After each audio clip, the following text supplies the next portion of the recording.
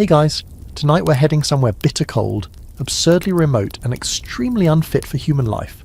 So, perfect bedtime material. Imagine being alone in the dead of winter, wrapped in layers of fur, tucked inside a one-room log cabin that creaks like a haunted rocking chair with every gust of wind. You're not warm, you're not even close, but you're alive. For now. Welcome to the harsh, brittle world of the mountain man winter. You're going to live through this, maybe. Probably not. Historically speaking, you probably won't survive this. But hey, it's bedtime, so let's take that anxiety and wrap it in a blanket of snow and distant howling wolves. So, before you get comfortable, take a moment to like the video and subscribe, but only if you genuinely enjoy what I do here. And tell me in the comments, what city are you listening from, and what time is it where you are right now? Now, dim the lights, maybe turn on a fan for that soft background hum, and let's ease into tonight's journey together. It's late autumn, maybe the first week of November, and you're already behind. The clouds have that sickly grey tone that warns of snow before the sun has a chance to rise. The wind smells like ice and dead leaves. You're standing at the edge of a clearing at around 7,000 feet in the Rockies, and your breath is coming out in foggy bursts. You have a cabin, barely. 4 walls, no insulation, roof just a pile of overlapping logs with gaps that stare down at you like judgmental ghosts. The fireplace is cracked, the door doesn't seal, and you're down to maybe 5 good logs of dry wood. Winter isn't coming, it's already here. Your feet crunch over frosted soil as you do a perimeter check. Not because you're expecting something, though the occasional bear still hasn't bedded down, but more out of instinct. Or nerves. Everything is brittle in this cold. Trees snap in the wind, your boots creak when they flex, even your fingers feel like they could shatter if you move them wrong, and you feel it. Not just the cold, but the weight of the season. You're not just surviving the elements, you're surviving the sheer duration of them. Historically, mountain men like you didn't just accidentally winter in the wilderness. They had to plan for it, often months in advance, because once the snow set in, travel became close to impossible. Imagine trying to hike through 6 feet of snow with a musket, 3 pelts tied to your back, and boots that might as well be paper towels. There were no store runs, no backup plans. You had what you had. You glance at your meagre supplies, dried meat, some cornmeal, a few pounds of beans. If you stretch them and manage to snare some rabbits, you might make it to spring. That's assuming you don't get frostbite or lose a toe or 3. Oh, and don't forget scurvy. The slow, creeping disease of the fruitless and the hopeless. But here's a funny twist in history. Some mountain men actually preferred winter. The fur trade was booming in the early 1800s, and colder weather meant thicker pelts. Beaver, fox, wolf, all their fur came in rich and full when the temperatures dropped. So yeah, survival was brutal, but the payout was big if you could haul it back alive, and that's a big if. You poke the fire inside your tiny smoky cabin. The logs pop and hiss, still damp. The room smells like wet bark and desperation. Your bed is a pile of evergreen boughs layered with animal skins. A red fox pelt, traded for jerky and bullets, serves as a pillow. Your fingers are numb, so you press them against your ribs, skin to skin. Your breath rattles out, and for a moment you wonder if you're catching a fever. That's another thing. Being sick out here isn't just inconvenient, it's a death sentence. Outside, snow starts to fall again. Light, delicate flakes that float like ash. You stare through the chinks in the log walls where the mud and moss haven't held. Every gust of wind sends a draft right across your face. You make a mental note to redo the sealant tomorrow, if it's not too cold. If you can move, there's a worn journal next to your bedroll, the pages warped from years of cabin air. You flip it open to an old entry, something about hunting with Big Tom near the Snake River. You smile at the memory. He once claimed a squirrel stole his pipe and then blamed it for his lost tobacco for weeks.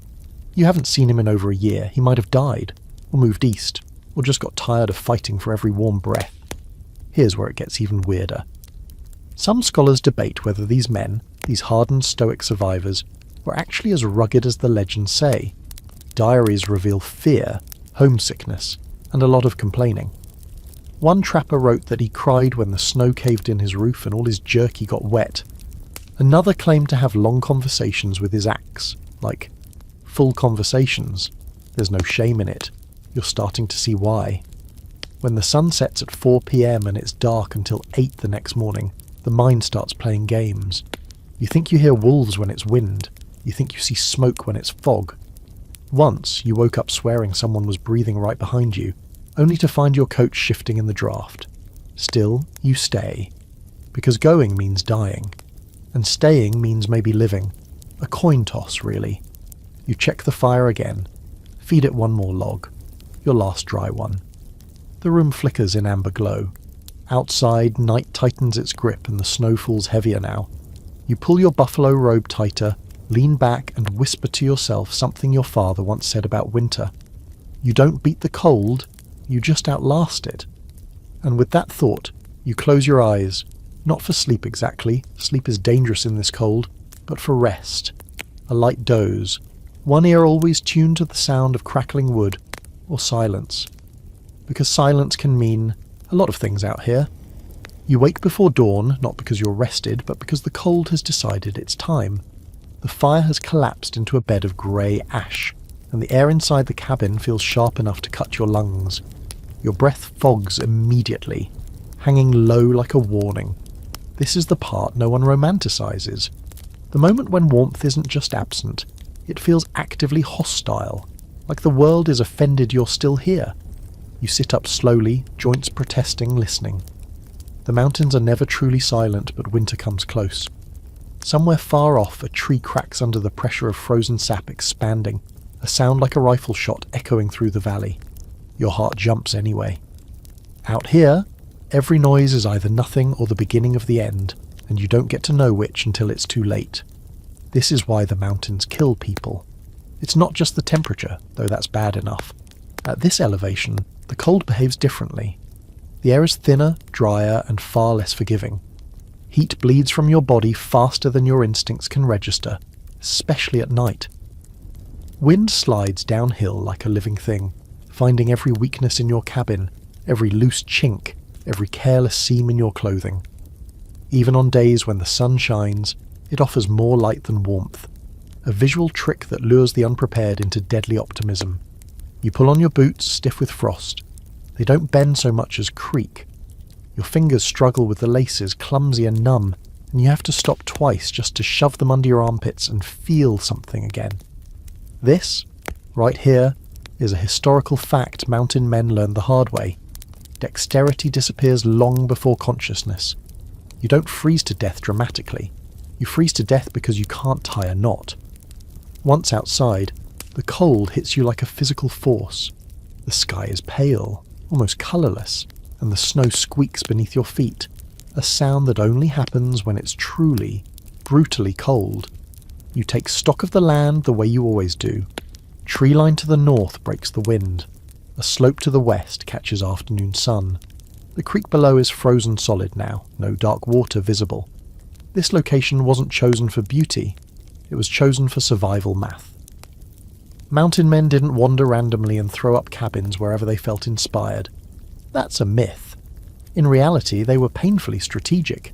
Cabins were built low on slopes, never on ridgelines where wind could strip heat in minutes. South-facing exposure mattered. So did access to timber and water. Close enough to reach without exhaustion, far enough to avoid flooding in spring. Choosing wrong didn't just mean discomfort. It meant death by February. There's a quirky detail historians still argue about. Some trappers intentionally built their cabins ugly.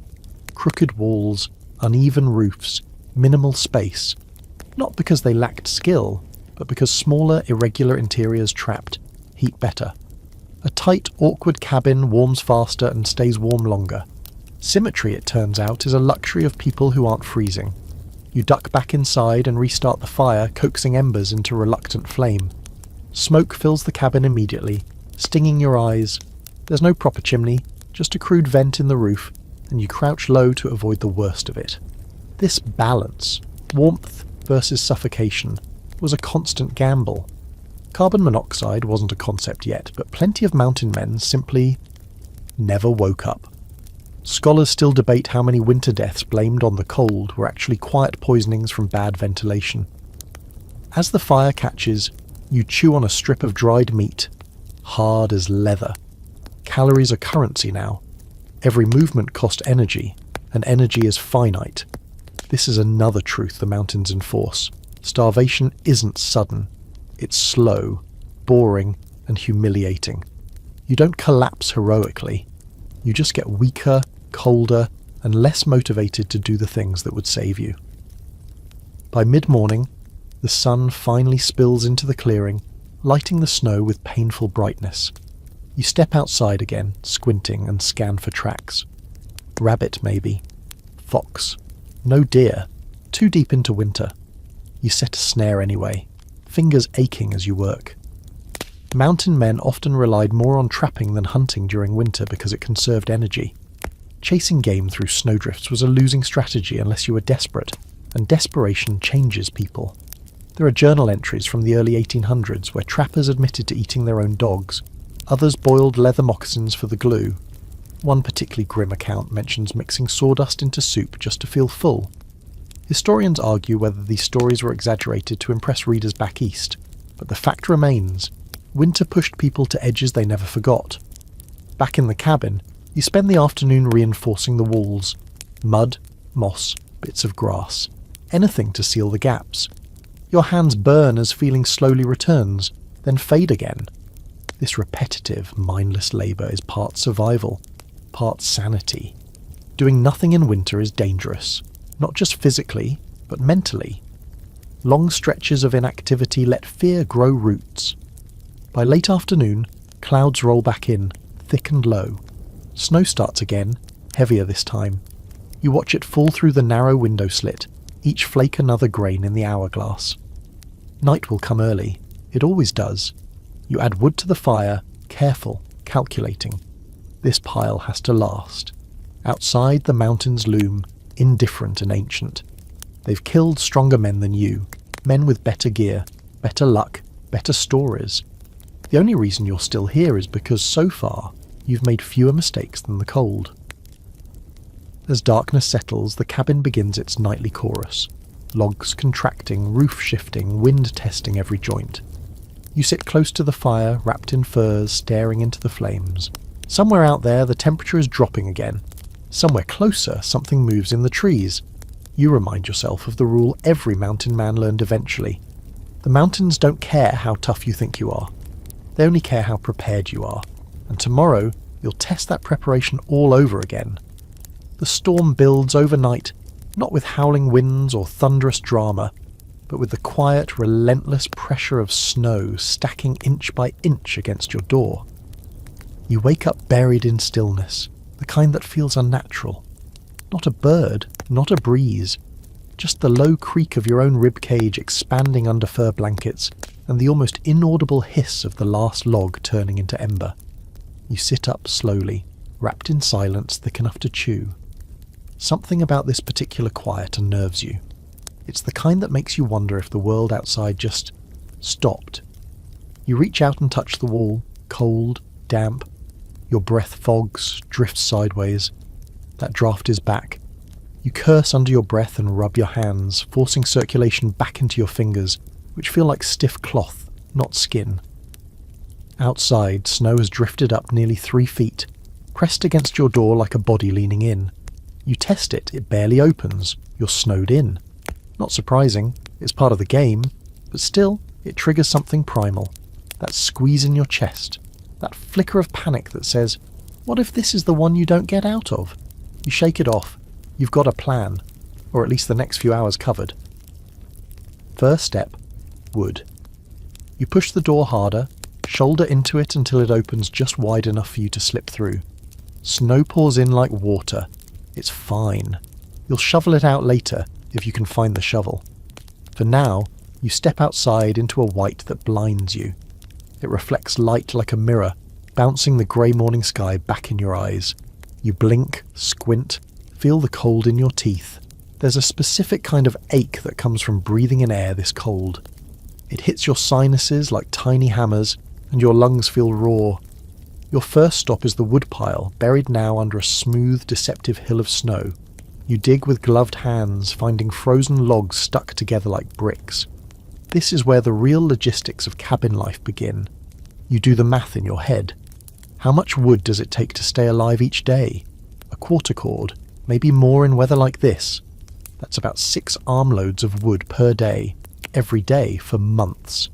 If you didn't start stacking back in August, you're already behind. Spoiler, you're behind. Most mountain men were. They underestimated, always. Thought they could stretch what they had. But a fire burns what it burns, and it doesn't care about optimism. There's an old rule passed around among trappers, something like, if you think you have enough wood, double it. Then double it again. It wasn't just folklore. It was survival calculus. Without enough dry wood, everything else fails. You could be wearing every pelt from the Hudson's Bay Company and still die in your sleep without a fire.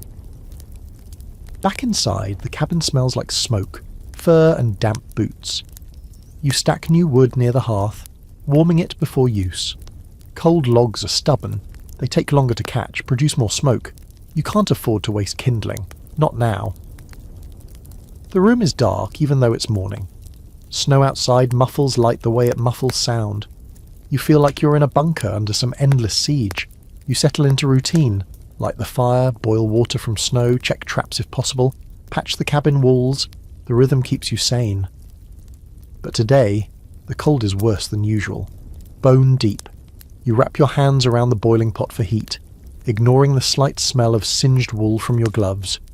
The fire crackles weakly. It's working, but just barely. You sit closer until the steam hits your face and makes your cheek sting. The cabin creaks again, louder this time. You pause, listening. It's just the weight of snow shifting on the roof. Probably. Mountain cabins were designed for this mostly. Low-pitched roofs to prevent collapse. Overlapping logs pinned together with pegs. You remember when you built it, you thought you were over-engineering. Now you wonder if you weren't ambitious enough. Mountain men didn't build cabins to last forever. Just long enough. Just strong enough. The idea was survival, not aesthetics. A common trick, notching corners tight so wind couldn't slip through, and using the right wood mattered too. Lodgepole pine, often straight, uniform, easy to stack. Not because it was beautiful, because it behaved under pressure. Here's a weird little fringe detail. Some mountain men swore by using animal blood in their chinking mix, mud, moss and blood to seal gaps. Claimed it froze harder and kept out spirits. Is it true? Debated. But considering the options, you can't exactly blame them for experimenting with superstition. You step outside again later, hoping the storm has let up. It hasn't. Snow falls in soft, relentless curtains. Your traps are buried. Your waterhole in the creek is sealed over again. You'll have to break through with the hatchet. You sigh, turn back toward the cabin, and feel a moment of unease looking at it from outside. It's small, it's temporary, and it's everything. You built it with your own hands, dragged logs, cut trees, fitted joints with a dull hatchet. You remember your fingers bleeding, back burning, every movement a gamble against time. It didn't feel heroic then. It felt exhausting. But standing here, snow up to your thighs, breath fogging the air, you realize something weird. You trust it. Not because it's flawless, but because it's yours. Still, there's always doubt. Some historians argue that mountain men relied less on their cabins than we think, that many preferred lean-tos, caves, even hollowed-out trees during mild winters. Cabins took time, resources and energy not everyone had. But in winters like this, even the most stubborn built walls. Inside again, fire flickering low, you eat a handful of beans. Your fingers are stiff and taste smoke. You chew slowly, listening to the soft patter of snow on the roof. You stare at the walls, the gaps you filled, the scars in the wood, the tiny tufts of moss that still haven't fallen out. It's not beautiful, but it's holding. Night comes early again. You lie back on your pile of fir and pine, coat pulled over your chest, boots still on. You don't undress at night anymore. Too risky, too cold. You let the fire burn low, listening. The mountains groan in the distance. Somewhere far off, a branch snaps under weight. Then silence. You exhale, slow and long, watching your breath drift toward the roof. Tomorrow, you'll shovel the roof, check for rot, maybe reinforce the door, and tomorrow night, if you're lucky, you'll be doing this exact same thing again. Because out here, Repetition is victory. Every morning you wake up is one more day you didn't lose to the cold. Morning comes disguised as night. The sky barely lighter than charcoal when you open your eyes. Your body aches in that deep, slow way that means you slept, but not well. The fire has survived the night, barely. A thin ribbon of smoke curling from a single stubborn coal. You feed it gently, like coaxing a skittish animal, and wait for warmth to creep back into the room.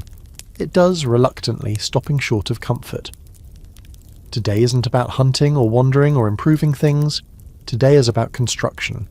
Or more accurately, finishing what you should have finished weeks ago. Because winter doesn't forgive unfinished work.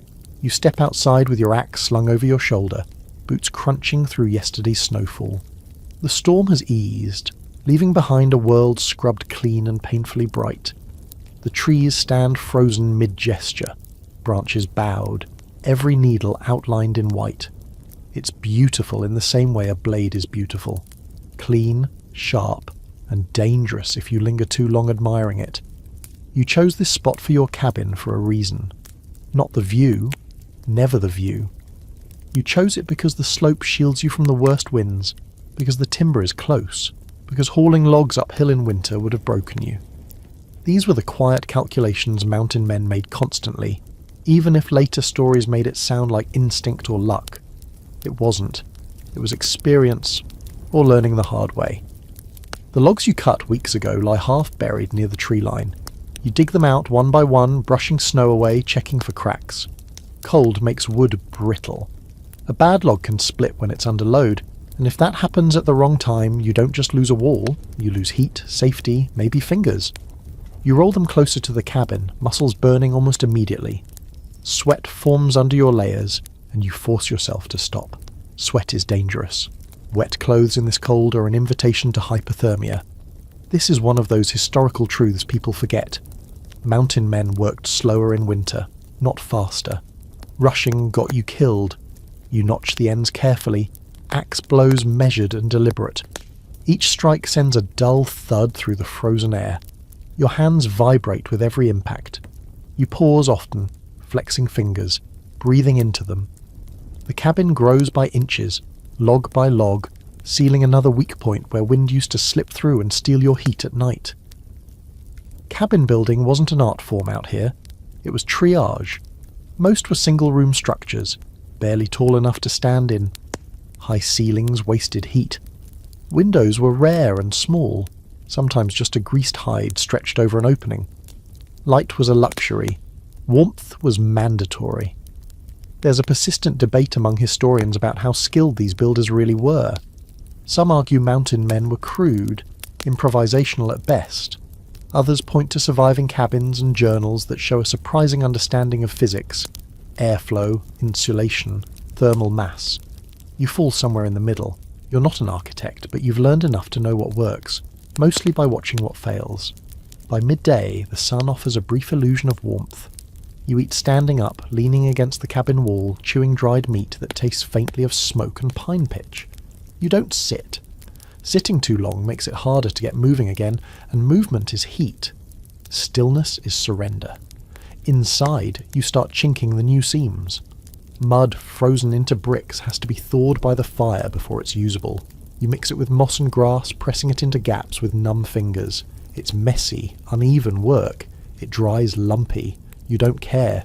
Every filled crack is one less place for wind to whisper through your dreams. Here's another odd detail that doesn't make it into the legends. Cabins were loud, at night especially. Logs popped as temperatures dropped. Roofs shifted under snow load. Nails, when they existed tall, groaned. Many mountain men reported sleeping poorly not because of fear, but because the cabin itself sounded like it was slowly falling apart. Some scholars think this constant noise contributed to paranoia and exhaustion. Others think it was just annoying. Either way, silence was rare. As afternoon fades, clouds creep back in, dulling the light. You rush to finish one last section before dark. Your movements grow clumsier as fatigue sets in. This is dangerous territory. Most serious injuries didn't happen during dramatic hunts or storms. They happened during mundane work, slipping with an axe, dropping a log, misjudging a step. You slow down again, forcing patience. Finally, you step back and look at the cabin. It's squat, uneven, scarred. The roof sags slightly under snow, but it holds. The door fits better now, weighted with an extra plank.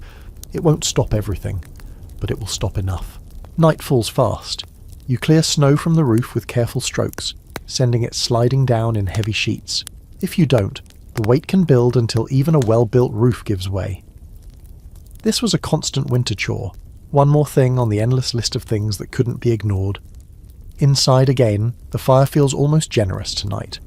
Or maybe you're just tired enough to be grateful. You peel off your outer layer and hang it near the hearth. Close, but not too close. Burned clothes don't keep you warm. You rub your hands, noticing the cracked skin, the red lines that sting. You've stopped counting minor injuries. They're just part of you now. You eat slowly. Beans boiled thick. You drink melted snow, still tasting faintly of ash. You sit on your bed of pine boughs and firs, staring at the wall you reinforced today. It looks solid. You nod to yourself, a small private acknowledgement. Somewhere outside, wind picks up again, testing your work. You listen as it moves around the cabin, probing, searching for weaknesses. It finds fewer than before, not none, but fewer. You lie down, fully clothed, boots on, knife within reach. The fire crackles softly. The cabin answers with creaks and sighs settling into the night. You let your eyes close, not completely trusting sleep, but allowing rest. Tomorrow will bring more work. It always does. But tonight, for the first time in days, the cold feels held at bay. Not defeated, just delayed. And out here, delaying winter is the closest thing to winning. By the time you wake, the light has shifted again. Not brighter, just greyer. There's something soft and strange about the air inside the cabin. Still, heavy. You lie there for a long moment, buried under furs, listening to nothing. And that's the problem. The fire's dead. Completely. No hiss, no crackle. Just a blackened heap of charred wood that didn't make it through the night. Your breath puffs in the cold air and drifts upward like smoke that forgot its job. It's below freezing inside. Not the cosy, well-wrapped kind of cold where you shiver under a blanket and joke about your toes falling off. No, this is the cold that settles in your bones, curls around your heart and whispers, "You waited too long." Your fingers ache before you even move. You throw off the covers and sit up fast. Bad idea. Dizziness hits you, sharp and sudden, and for a second the cabin swims. That's hunger, or maybe the cold stealing too much of your blood flow. You blink hard, force your eyes to focus, and push yourself upright. One thing at a time. Restarting a fire from nothing is a nasty way to start the day. You curse quietly under your breath as you reach for your tinder bag. The kindling is dry. Barely. You get a spark going, then a flame, then feed it like some angry newborn creature that only understands screaming and heat. You breathe life into it one shallow puff at a time, and eventually it crackles again. Weak, but growing. That fire becomes everything. Without it, your cabin might as well be a crypt. This is where design matters. You glance around the interior, seeing it with the sharp eye of necessity. The walls are thick, 6-inch logs stacked and notched, sealed with your desperate frozen chinking.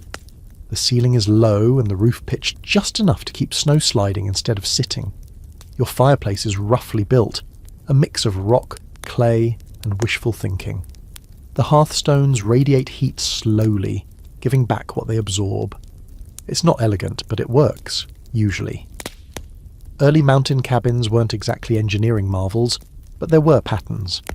Most were rectangular, with a single window slit for light and a door hung on crude hinges, sometimes just leather straps nailed into the logs. Floors were dirt. The wealthier trappers might have laid down planks or bark. You're not that wealthy. Your boots scrape frost off the packed earth every time you move. Some mountain men took pride in building fast. A good cabin could be roughed out in a week with help, or 2 or 3 weeks alone. But speed came with trade-offs. Walls might lean, roofs might sag, and sometimes cabins were never meant to last more than one winter anyway. You weren't building a homestead. You were building a shelter, a shield, a space to not die in. One of the quirks of these shelters, they were rarely square, perfect symmetry wasted time and space. You'd often find corners that didn't quite meet, or logs that jutted out at odd angles.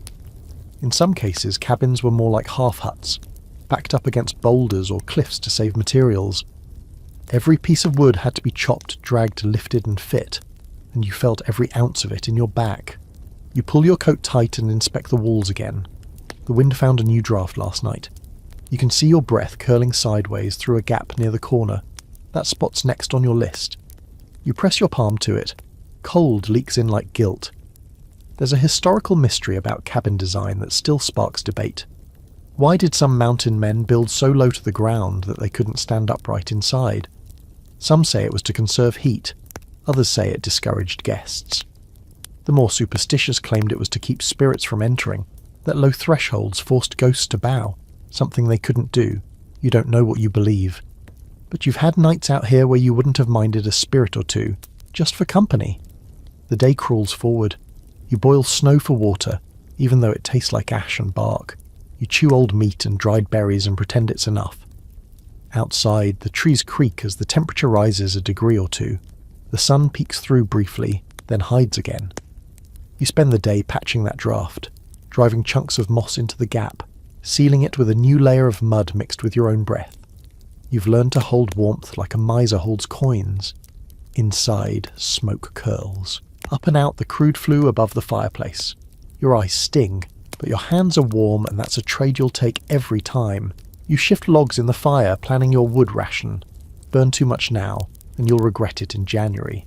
Burn too little, and you might not see January. You find yourself inspecting your cabin the way a captain might inspect a sinking ship.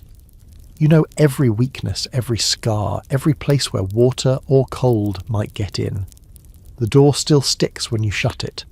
The roof sags slightly where a support log is aging faster than you'd like, but it's holding. You sit down by the fire and look up. The smoke leaves slowly, not perfectly. You'd fix it, but that would mean tearing apart the only wall that's behaving.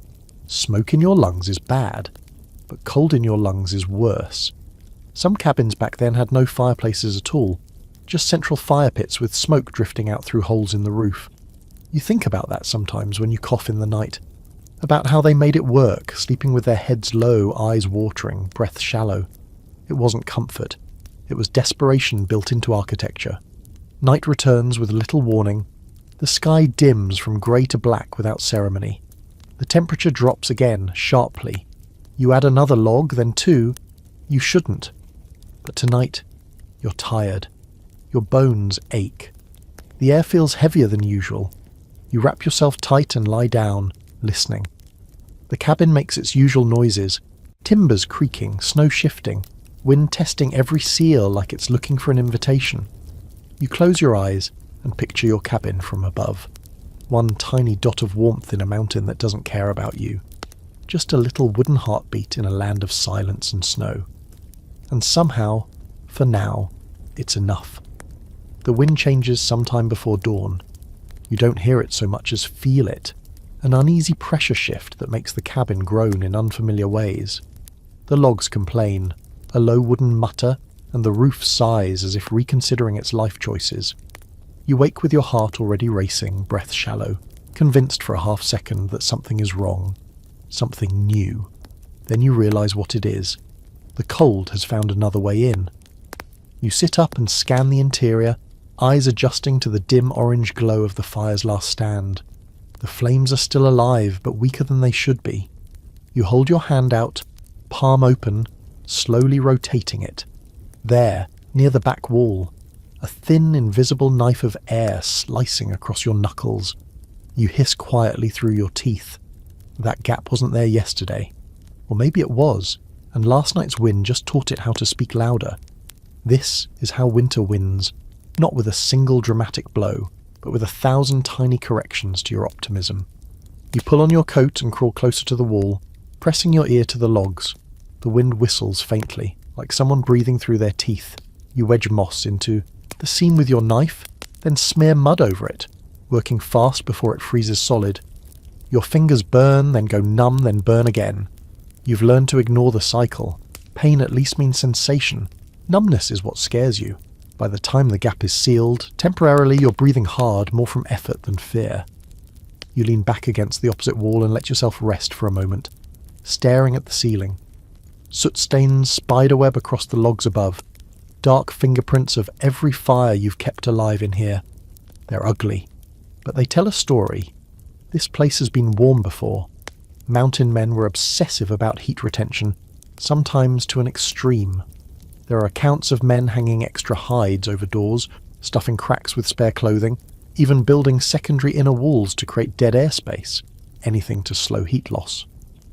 The concept of insulation existed long before the word did.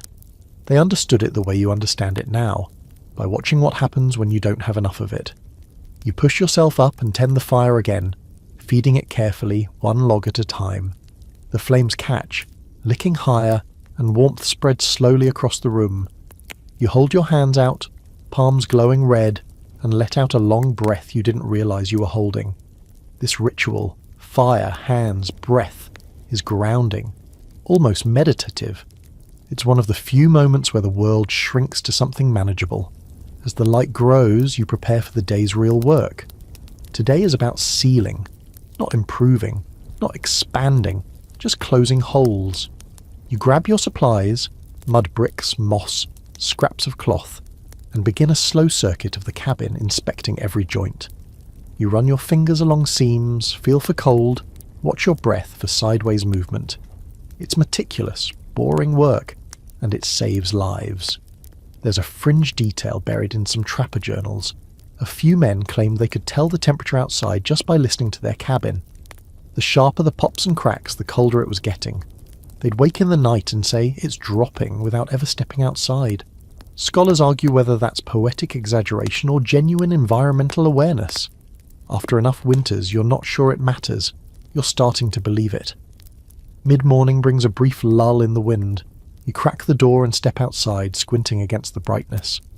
The snow is hard-packed now, crusted on top, dangerous to walk on. You test each step carefully.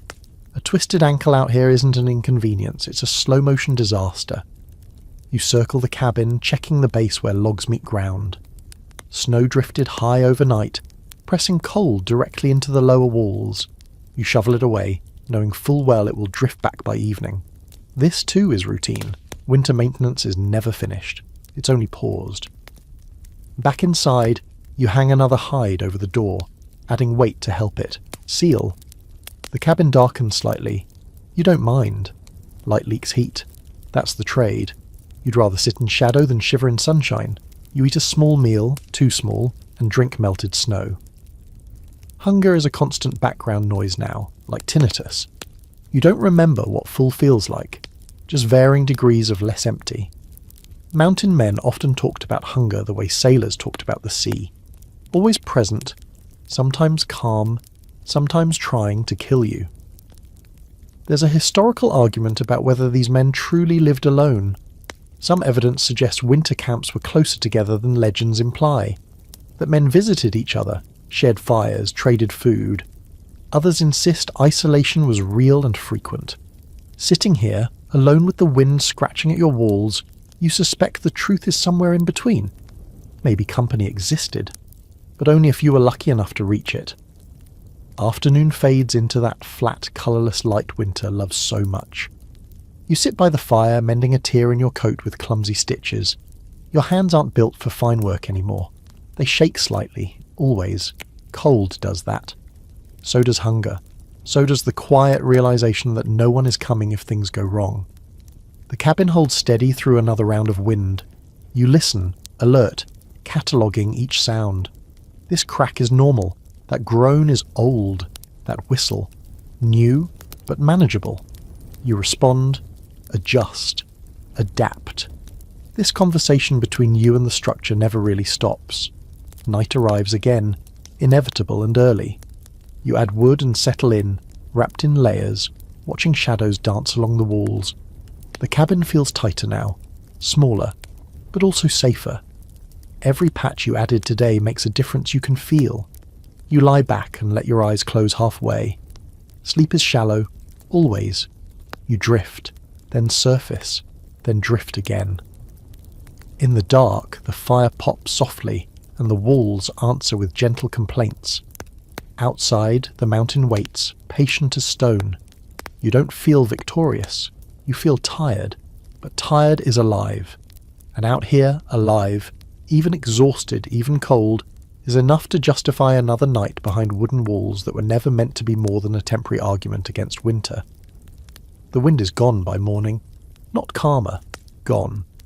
The kind of silence that feels unnatural, like the mountains holding its breath. You wake up to a cabin so still it takes a moment to realise you're not dreaming. The fire's burned low again, coals pulsing under a thin layer of ash. The temperature feels flat. No draft, no sting. Just a deadened chill that settles on everything like dust. You sit up slowly, listening. The walls are quiet. The roof doesn't creak. Even your boots, when you pull them on, feel muffled, like the sound is being swallowed before it can echo. You crack the door and peek outside, and there it is. The truth. A thick fog has rolled in, so dense you can't see past the first row of trees. The snow has crusted over, untouched. There are no tracks, no wind-rippled drifts, no sign that anything alive has walked across this white for hours. You step outside, your breath curling up into the soup of air, and immediately feel it. It's colder than it looks. Fog in deep winter is a trap, a visual lullaby. It dulls the senses, hides danger, tricks you into thinking the worst has passed. But this kind of cold, the no wind, no noise kind, is often the most dangerous. Without wind to move the air, the temperature sinks and settles, pressing against the earth like a blanket made of knives. The snow doesn't crunch underfoot, it squeaks. That sharp, dry squeal that only happens when it's colder than 20 below. You retreat quickly, latch the door, and throw a few more logs onto the fire. You don't waste time today. This is a fire day. Not all winter days are equal. Some days are for hunting, others for woodcutting or mending. But days like this, the bitter, silent ones, are for one thing only: tending the fire. Because when it's this cold, the fire isn't just comfort. It's your partner, your guard, your proof of life. You crouch close, watching flames crawl around the logs. You know this fire. You've been feeding it for weeks, keeping it alive with the same care you'd give to a sick animal or a newborn. You've even talked to it, out loud, maybe more than once. You wouldn't be the first. Plenty of trapper journals, when you can find them, mention conversations with their fires. My old friend, one called it. The only thing I trust out here. Another said he dreamed once that the fire whispered back, warning him about a bear that showed up 2 days later. Scholars call it cabin fever, loneliness, hallucination.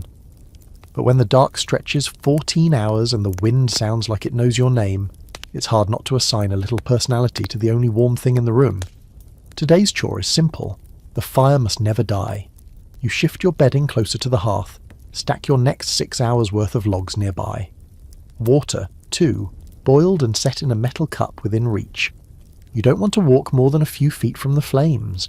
Even a trip outside feels unnecessary, and in this cold, unnecessary means risky. You spend the morning darning socks by firelight.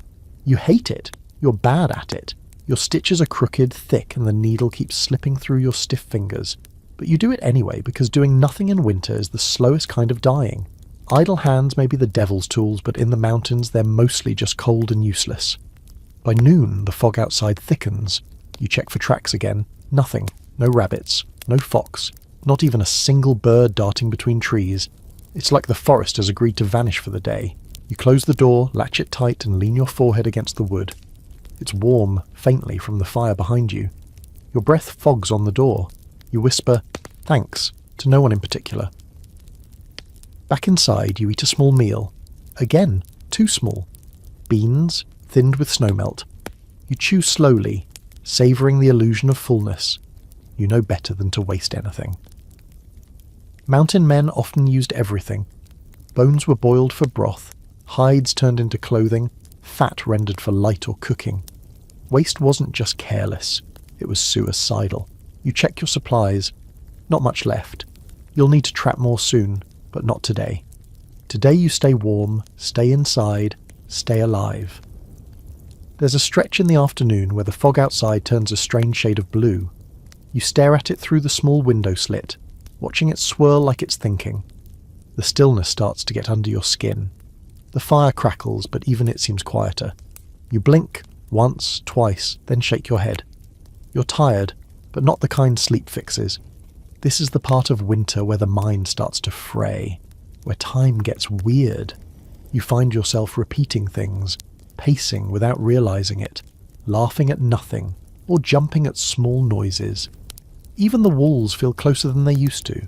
Some mountain men didn't make it through winters because of the cold. Some didn't make it through because of what the cold did to their minds. One famous trapper, a man called Gideon Snow, spent an entire winter holed up in a cabin near the Bitterroots. When spring came, he wandered into a trading post with no shoes, missing 3 fingers, and carrying a pelt that didn't come from any animal they recognized. He couldn't speak, only whistle. Some say he went mad. Others say he just adapted too well. Scholars argue whether Gideon ever existed. But out here, in the quiet, you think about him more often than you'd like. Evening comes early. The fog fades but leaves behind an eerie calm. You can feel the temperature dropping again. You add wood to the fire, then more, watching the flames rise like a promise. The cabin groans once as the cold outside reasserts itself. You settle in, wrapped tight, watching the shadows stretch across the floor. You talk to the fire again, barely a whisper. Just enough to break the silence. Just enough to feel human. Outside, the snow waits. Inside, the fire burns. And for tonight, that's the line between life and whatever waits beyond it. You wake with numbers in your head. Not dreams, calculations. The fire is still alive, just barely. A thin orange line tracing the edge of survival. You feed it without thinking, hands moving automatically, and only then do you realize what dragged you out of sleep. It isn't the cold this time, it's the weight of arithmetic. Wood. You sit there, wrapped in furs, staring at the pile stacked along the wall. It looked respectable a week ago, even comforting. Now, in the weak morning light, it looks smaller, shrinking almost, as if it's been evaporating when you're not watching. This is the part of winter most people never imagine. The math. Not dramatic, not heroic. Just relentless accounting. How many logs burned last night? How many hours did the fire last before you had to feed it again? How cold was it? How much colder will it get in January? You stand and walk to the pile, touching each log with your boot, counting quietly under your breath. 23, 24, 25. You stop at 37. That's what you've got inside.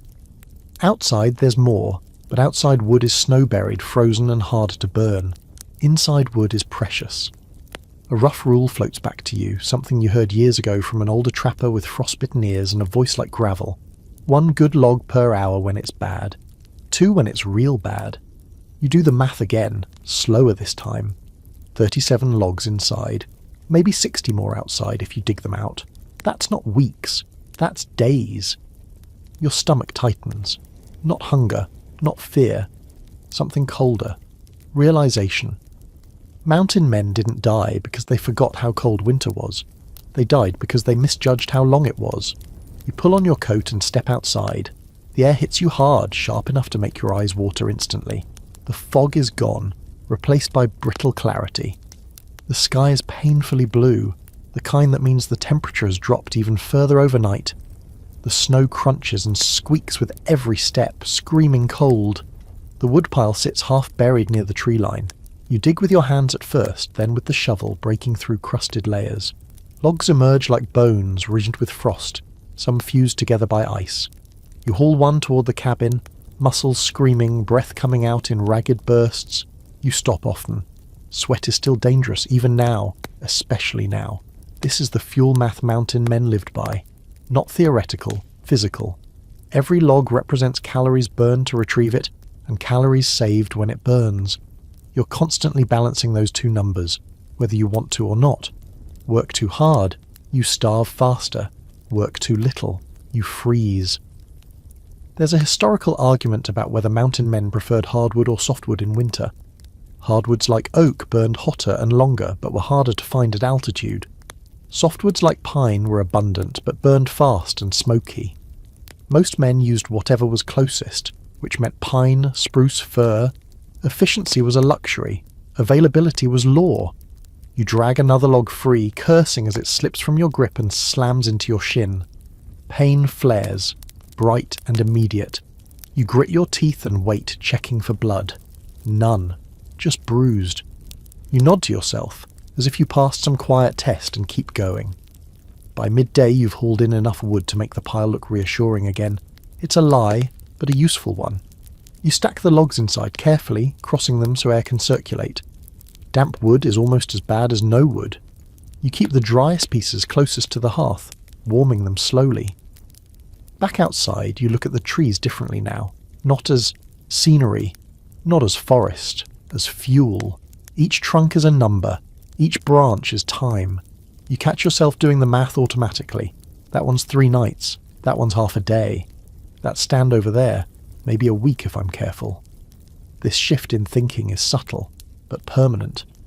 Mountain men talked about it in letters, when they talked at all. How trees stopped being trees, how animals stopped being animals. Everything became units of survival. Calories, heat, hours. There's a strange, almost forbidden thought that creeps in as you work. If I don't burn it, it doesn't matter. The cabin, the gear, the plans, they all collapse without fire. Heat is the spine holding the whole thing upright. Without it, the rest is just clutter. You remember reading once, years ago back east, about a trapper who kept his fire burning for 97 straight days. Slept in shifts, never let it go out. When asked why he didn't just relight it, he said, "Because matches run out before winter does." It sounded dramatic at the time. Out here, it sounds like common sense. By afternoon, your hands shake from exertion and cold. You go inside and sit by the fire, feeding it slowly, methodically. 1 log. Wait. Another. You watch how the flames behave, how fast they eat the wood, how much heat they throw. You're learning its moods the way you'd learn a person's. There's a fringe belief some mountain men held that a fire could tell you things. That the way it popped or smoked or leaned meant something about the weather coming. A sudden flare meant wind. A sluggish burn meant snow. Scholars argue whether there's any truth to it or if it's just pattern-seeking in isolation. Sitting here, watching the flames bend and whisper, you're not convinced it's nonsense. As evening approaches, the temperature drops again. You add more wood than you should. You know it. You feel a twinge of guilt as the flames rise higher, brighter. But tonight, you want heat. Real heat. You want to feel it in your bones, even if it costs you later. You eat by firelight, staring at the pile of logs as if daring it to disappear. The cabin feels warmer, almost comfortable. Dangerous thoughts. Comfort leads to carelessness. Carelessness leads to waking up cold. Night settles in, dark and clear. The stars outside are sharp pinpricks of light, indifferent and beautiful. You latch the door, check the fire, then check it again. You arrange the logs so they'll burn slow while you rest. Lying back, you listen to the firework, chewing steadily through your future. Each crackle is an hour gone. Each glow is a small victory paid for in wood. You close your eyes and let the math fade for a while. Tomorrow you'll count again. You always do. Because out here, survival isn't about bravery or strength. It's about knowing exactly how much warmth you can afford and spending it carefully, 1 log at a time. The cabin fills with smoke before you've even opened your eyes. Not enough to panic, but enough to cough. Enough to wake up fast, dragging cold air into your lungs with a gasp that hurts more than it helps.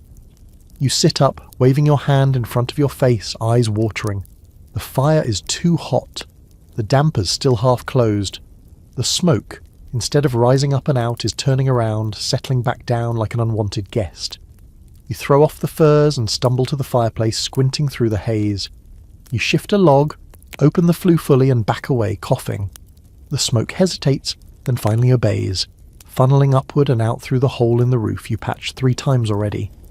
You lean against the wall, panting, and let your heart slow down. The cabin feels like a failed experiment in heat and air. Too hot to breathe, too cold to live without fire. This is the tightrope you walk every day. The line between warmth and suffocation is thinner than you'd think. Mountain men didn't die just from cold. Plenty of them died from fire. either from being burned alive when a spark caught their roof, or from breathing in too much smoke in a poorly ventilated cabin. The better the seal on your walls, the less air moves. And the less air moves, the faster it turns against you. You toss open the door to flush the smoke. A wave of freezing air crashes into the cabin like a bucket of ice. It feels clean and cruel all at once. You stand in the doorway, blinking into a world that's white again. More snow. Overnight it fell hard and heavy. It's stacked against the sides of the cabin like it's trying to bury you in stages. You shovel first, before food, before water. Because if the snow builds too high against your door, you might not open it next time. You dig out the entryway, carving a narrow trench that snakes into the clearing, waist-deep in spots. The air is heavy, snow still drifting down in lazy spirals. It clings to your eyebrows, your gloves, the fur lining your hood. You feel like you're being erased one flake at a time. Inside again, you strip off your wet gloves and hang them near the hearth. The air's clearer now, but the cabin still smells like char and panic. You crouch by the fire and poke at the logs. They've settled into a steady orange rhythm. No more smoke, just quiet heat. You eat slowly, mechanically. Dried meat, a few bits of biscuit so hard you have to soak them in melted snow first. Your teeth ache with every bite. You remember when food had flavour. Now, it just has function. And always, there's the fire. You watch it like it might do something unexpected. Every spark, every flicker becomes a thing to analyse. Does it lean? Does it spit? Is it burning too fast, too slow? You feel like a man with a wild animal in a cage. Beautiful, essential, and always one mistake away from turning on you. Historically, mountain men used all kinds of setups for their fires. Some built stone hearths from creek rock, carefully placed to radiate heat. Others dug pits into the dirt, floor and lined them with clay. A few even suspended pots from ceiling beams to cook while they slept, letting the rising heat warm their bodies as it boiled their stew. Ingenious. Risky. Not recommended for deep sleepers. There's a fringe belief, recorded in a couple of frontier journals, that certain types of smoke could heal winter sickness. Birch smoke especially. One man claimed he kept his lungs clear all season by breathing in the steam from burning pine sap mixed with spruce needles. Another smeared animal fat around the edges of his fire to keep spirits out. Were they superstitious? Definitely. Were they wrong? Hard to say. Most of them lived longer than expected. You consider trying the spruce needle trick, but you're too tired to collect anything today.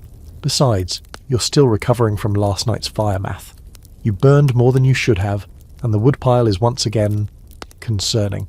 You add cut more wood to the mental list that never ends. The cabin itself seems quieter than usual, not just from the muffled sound of the new snow, but from within. The logs feel heavier, the air feels slower. You wonder if it's you, or if the structure's starting to settle deeper into the earth, as if winter is trying to pull it down with everything else. Midday passes unnoticed. You're inside all day now. The snow never stops. You mend a tear in your blanket, sharpen your knife, rewrap your hands with fresh cloth. The cold has cracked your skin in places, little red lines that sting when you rub them. Mountain men didn't have hand cream. They used tallow, or bacon grease if they had it.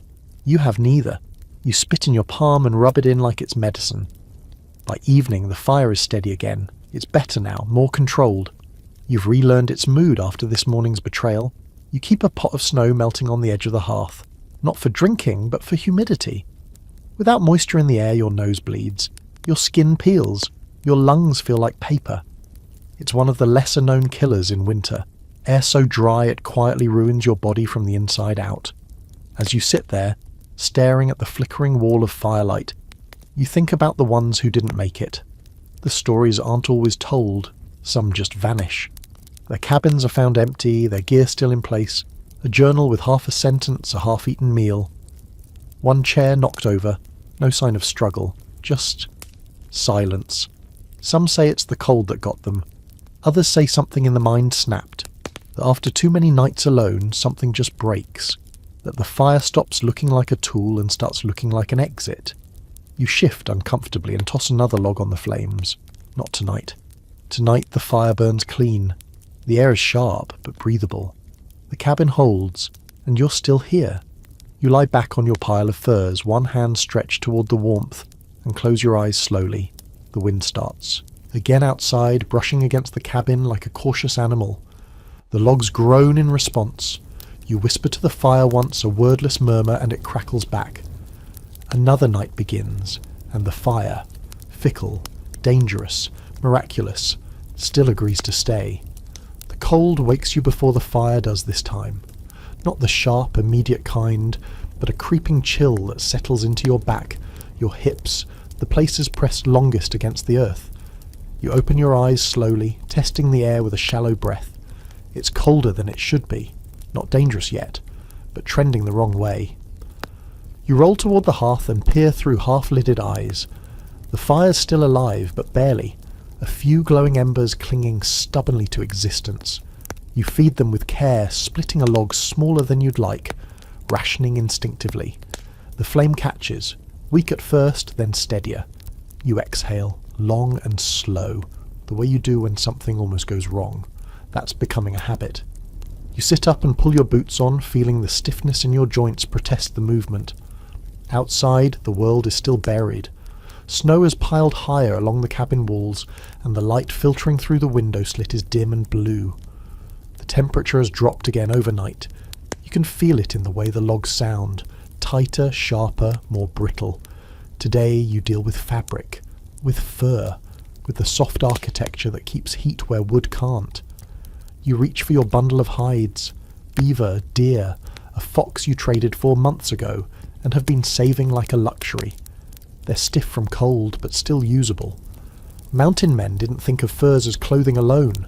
They were insulations, doors, curtains, wall coverings, flexible solutions in a rigid world. You hang one hide over the back wall, tacking it into place with crude wooden pegs. Immediately the cabin feels different. Not warmer exactly, but quieter. The wind's voice dulls.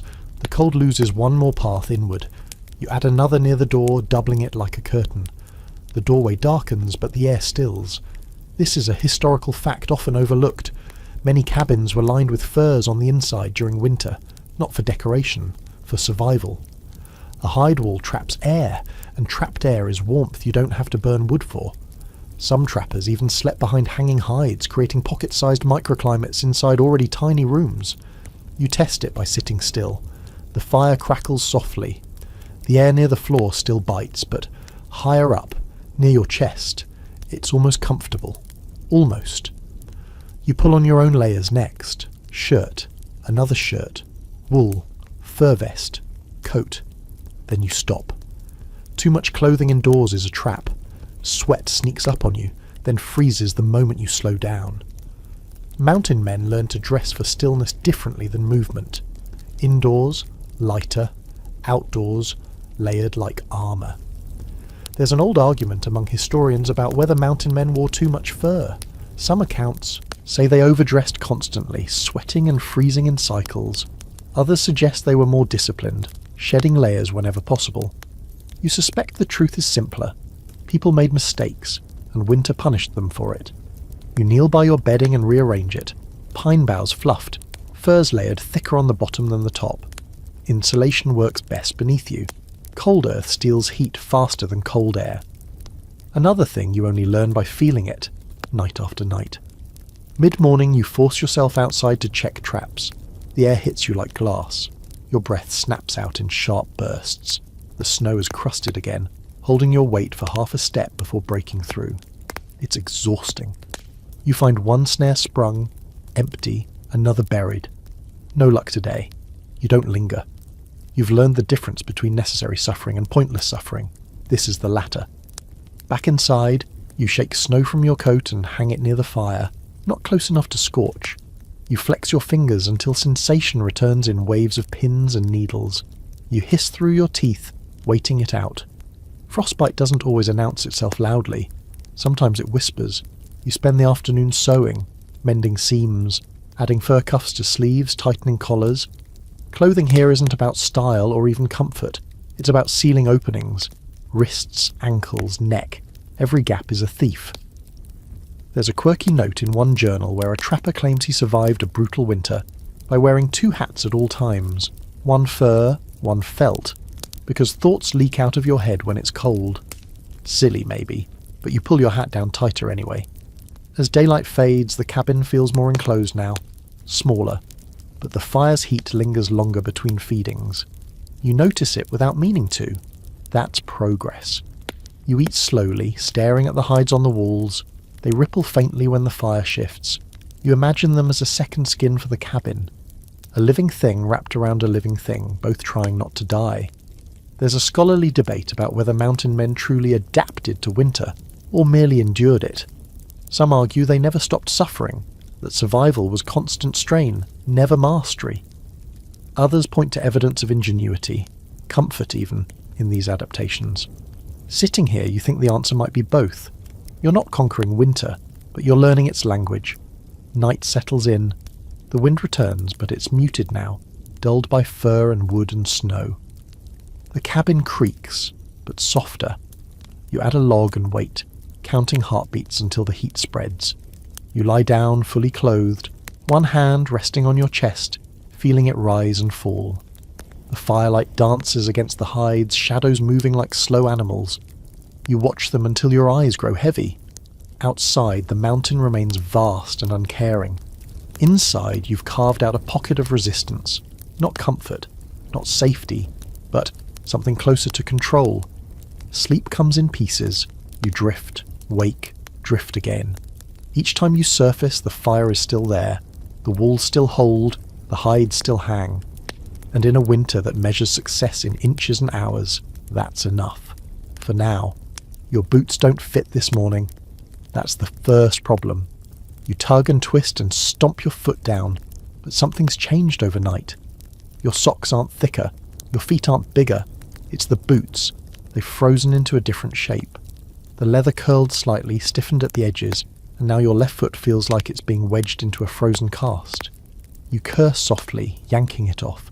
You hold the boot close to the fire, rotating it like a marshmallow until the stiffness eases just enough to force it back on. Every motion sends a warning through your toes. Too cold, too fast. You stamp your feet trying to get blood flowing. That tingling, fiery sting creeps in a few minutes later, followed by something more serious. A numb spot on your second toe that doesn't come back to life. You sit still for a moment, listening to your body, flexing your toes, waiting.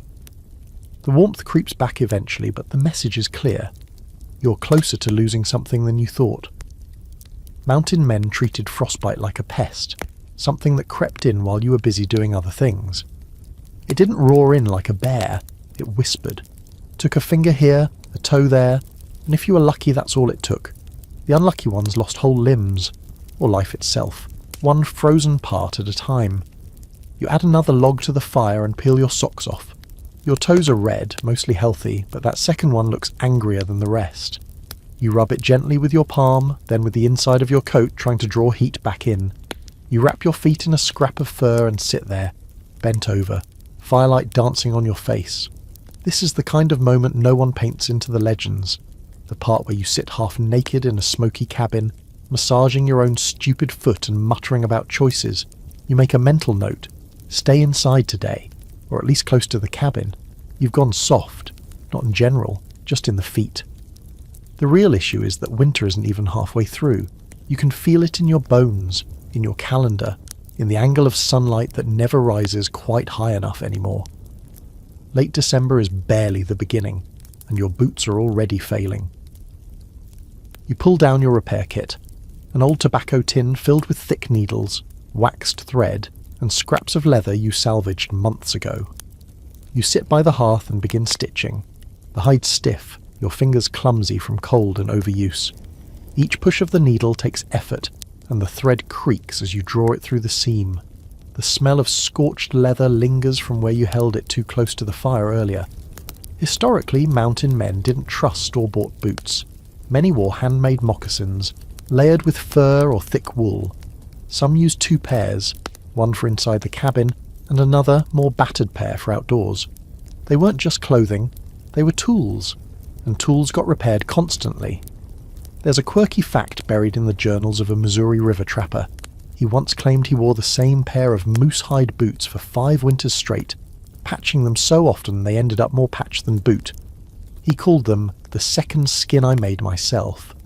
Eventually he gave them a name, Louisa. No explanation. Some scholars scoff at stories like that. Others suggest that giving gear names was a way to fight loneliness. Out here, when nothing talks back, you start making characters out of things that don't leave.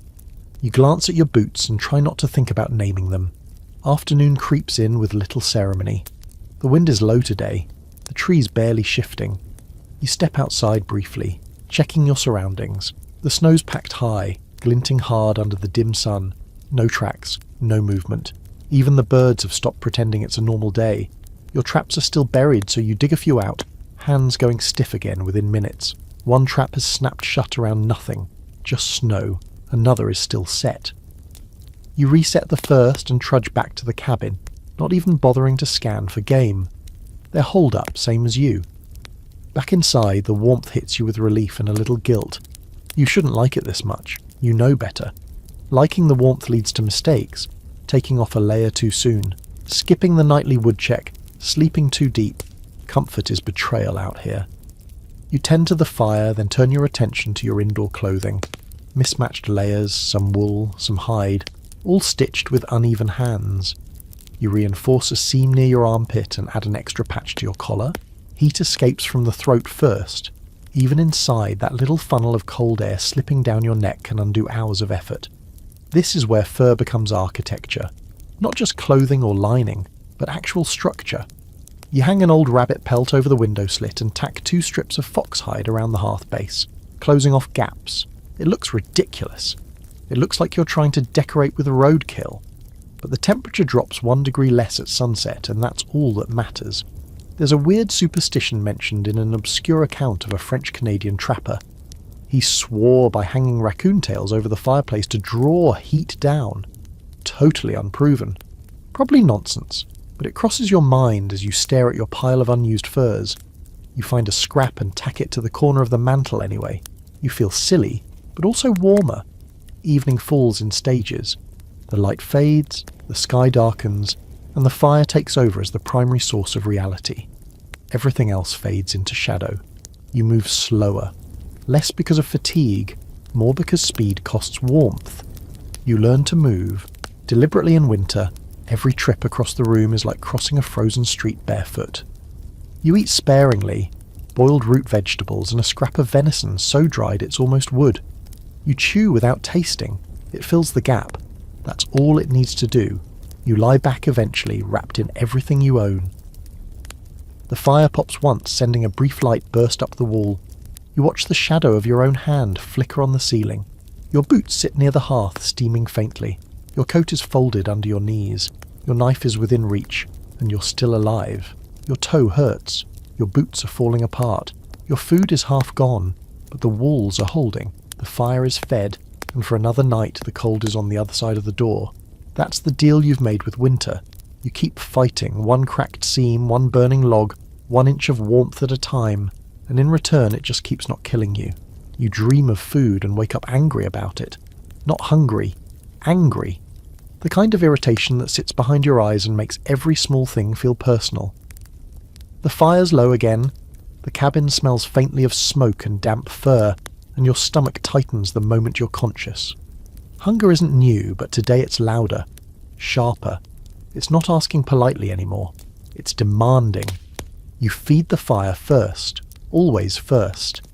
Then you sit there, staring at the pot hanging near the hearth, trying to decide what goes into it and what stays on the shelf. The math is cruel and repetitive. You've already done it 100 times, but you do it again anyway, hoping the numbers will change if you look at them differently. They don't. Food before snowfall was supposed to be enough. That was the plan. Dry meat, beans, cornmeal, a few roots, supplemented by traps. That was always the gamble. Supplemented. You weren't meant to live on stored food alone. Mounted men counted on winter hunting to bridge the gap. The problem is, winter doesn't always cooperate. You scoop a small handful of beans into the pot and add snow. Not enough to fill you. Just enough to quiet the noise for a while. You let it simmer slowly, lid on tight to trap heat and moisture. Waste nothing. You scrape the sides with a stick to keep anything from sticking and burning. Burnt food isn't just unpleasant. its calories lost to ash. As you wait, you check your traps again. The day outside is grey and brittle, the sky low and flat. Snow crunches loudly underfoot, the sound echoing too far in the still air.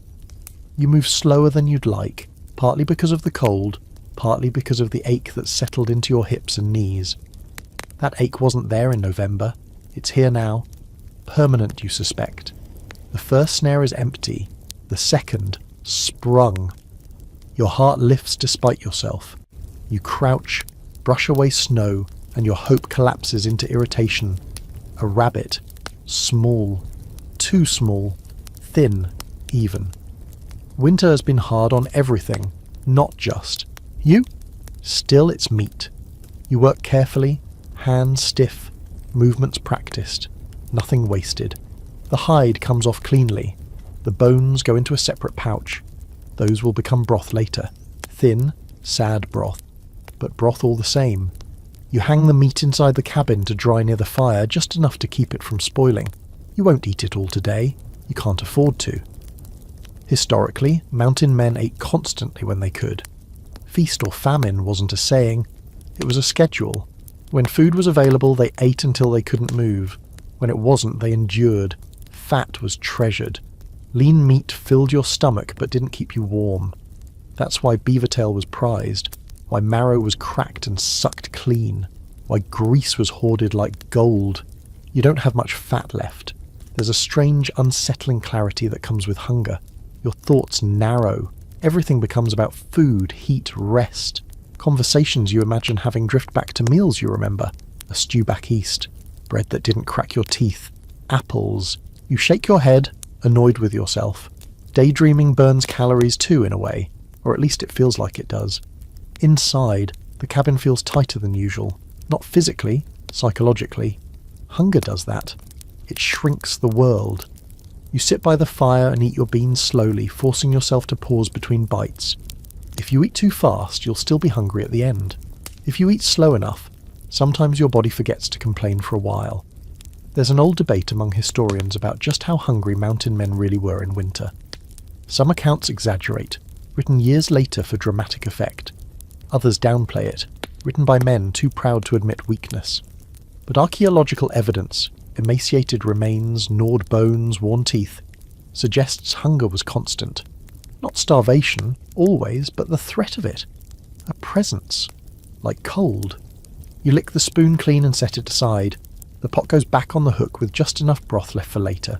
You clean everything immediately. Leftover smells attract animals.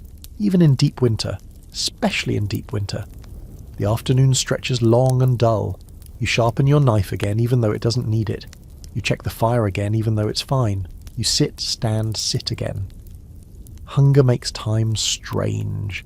It slows it down, stretches it thin, then snaps it back when you're not expecting it. There's a fringe story you remember hearing about a trapper who claimed hunger sharpened his senses so much he could hear animals moving under snow, that he learned to listen with his stomach. Most scholars dismiss it as exaggeration. Sitting here, stomach hollow and alert, you're not so sure. You swear you hear something outside, a faint scrape, a shift. You hold still, breath shallow, listening. Nothing. You feel foolish and tired. As dusk approaches, you force yourself to prepare the rabbit. You cook a small portion, saving the rest. The smell fills the cabin, rich and almost painful. Your mouth waters immediately. You have to stop yourself from eating it all. You cut it into careful portions, wrap them, hang them out of reach. Self-control feels like a physical struggle. Your hands shake as you tie the knots. You eat your portions slowly, reverently. Every bite is a small relief. Not joy, relief. The ache in your stomach dulls. Your head clears slightly. You sit back, eyes closed for a moment, letting the warmth and food settle. This is another truth winter teaches. Food isn't pleasure anymore, it's medicine. Night comes down hard and fast. The temperature drops again. You add wood to the fire, then sit closer than usual. The cabin responds with its familiar noises, but you notice them less tonight. Hunger has pushed everything else into the background. You lie down early, not because you're tired, but because sleep is the one place hunger quiets completely. You arrange your furs carefully, tuck the edges in tight, block drafts with your boots and spare clothing. You check the fire one last time, then check it again. As you settle in, your stomach growls softly. One last complaint before it gives up for the night. You rest a hand over it, feeling the slow rise and fall of your breath. Outside, the mountain holds its silence. Inside, the fire glows, steady and patient. Tomorrow you'll check traps again. Tomorrow you'll cut wood, ration food, do the math all over again. Tomorrow is another negotiation, but tonight you've eaten. Tonight the fire burns. Tonight hunger has been answered, just enough. And in a winter that takes more than it gives, just enough is still a victory.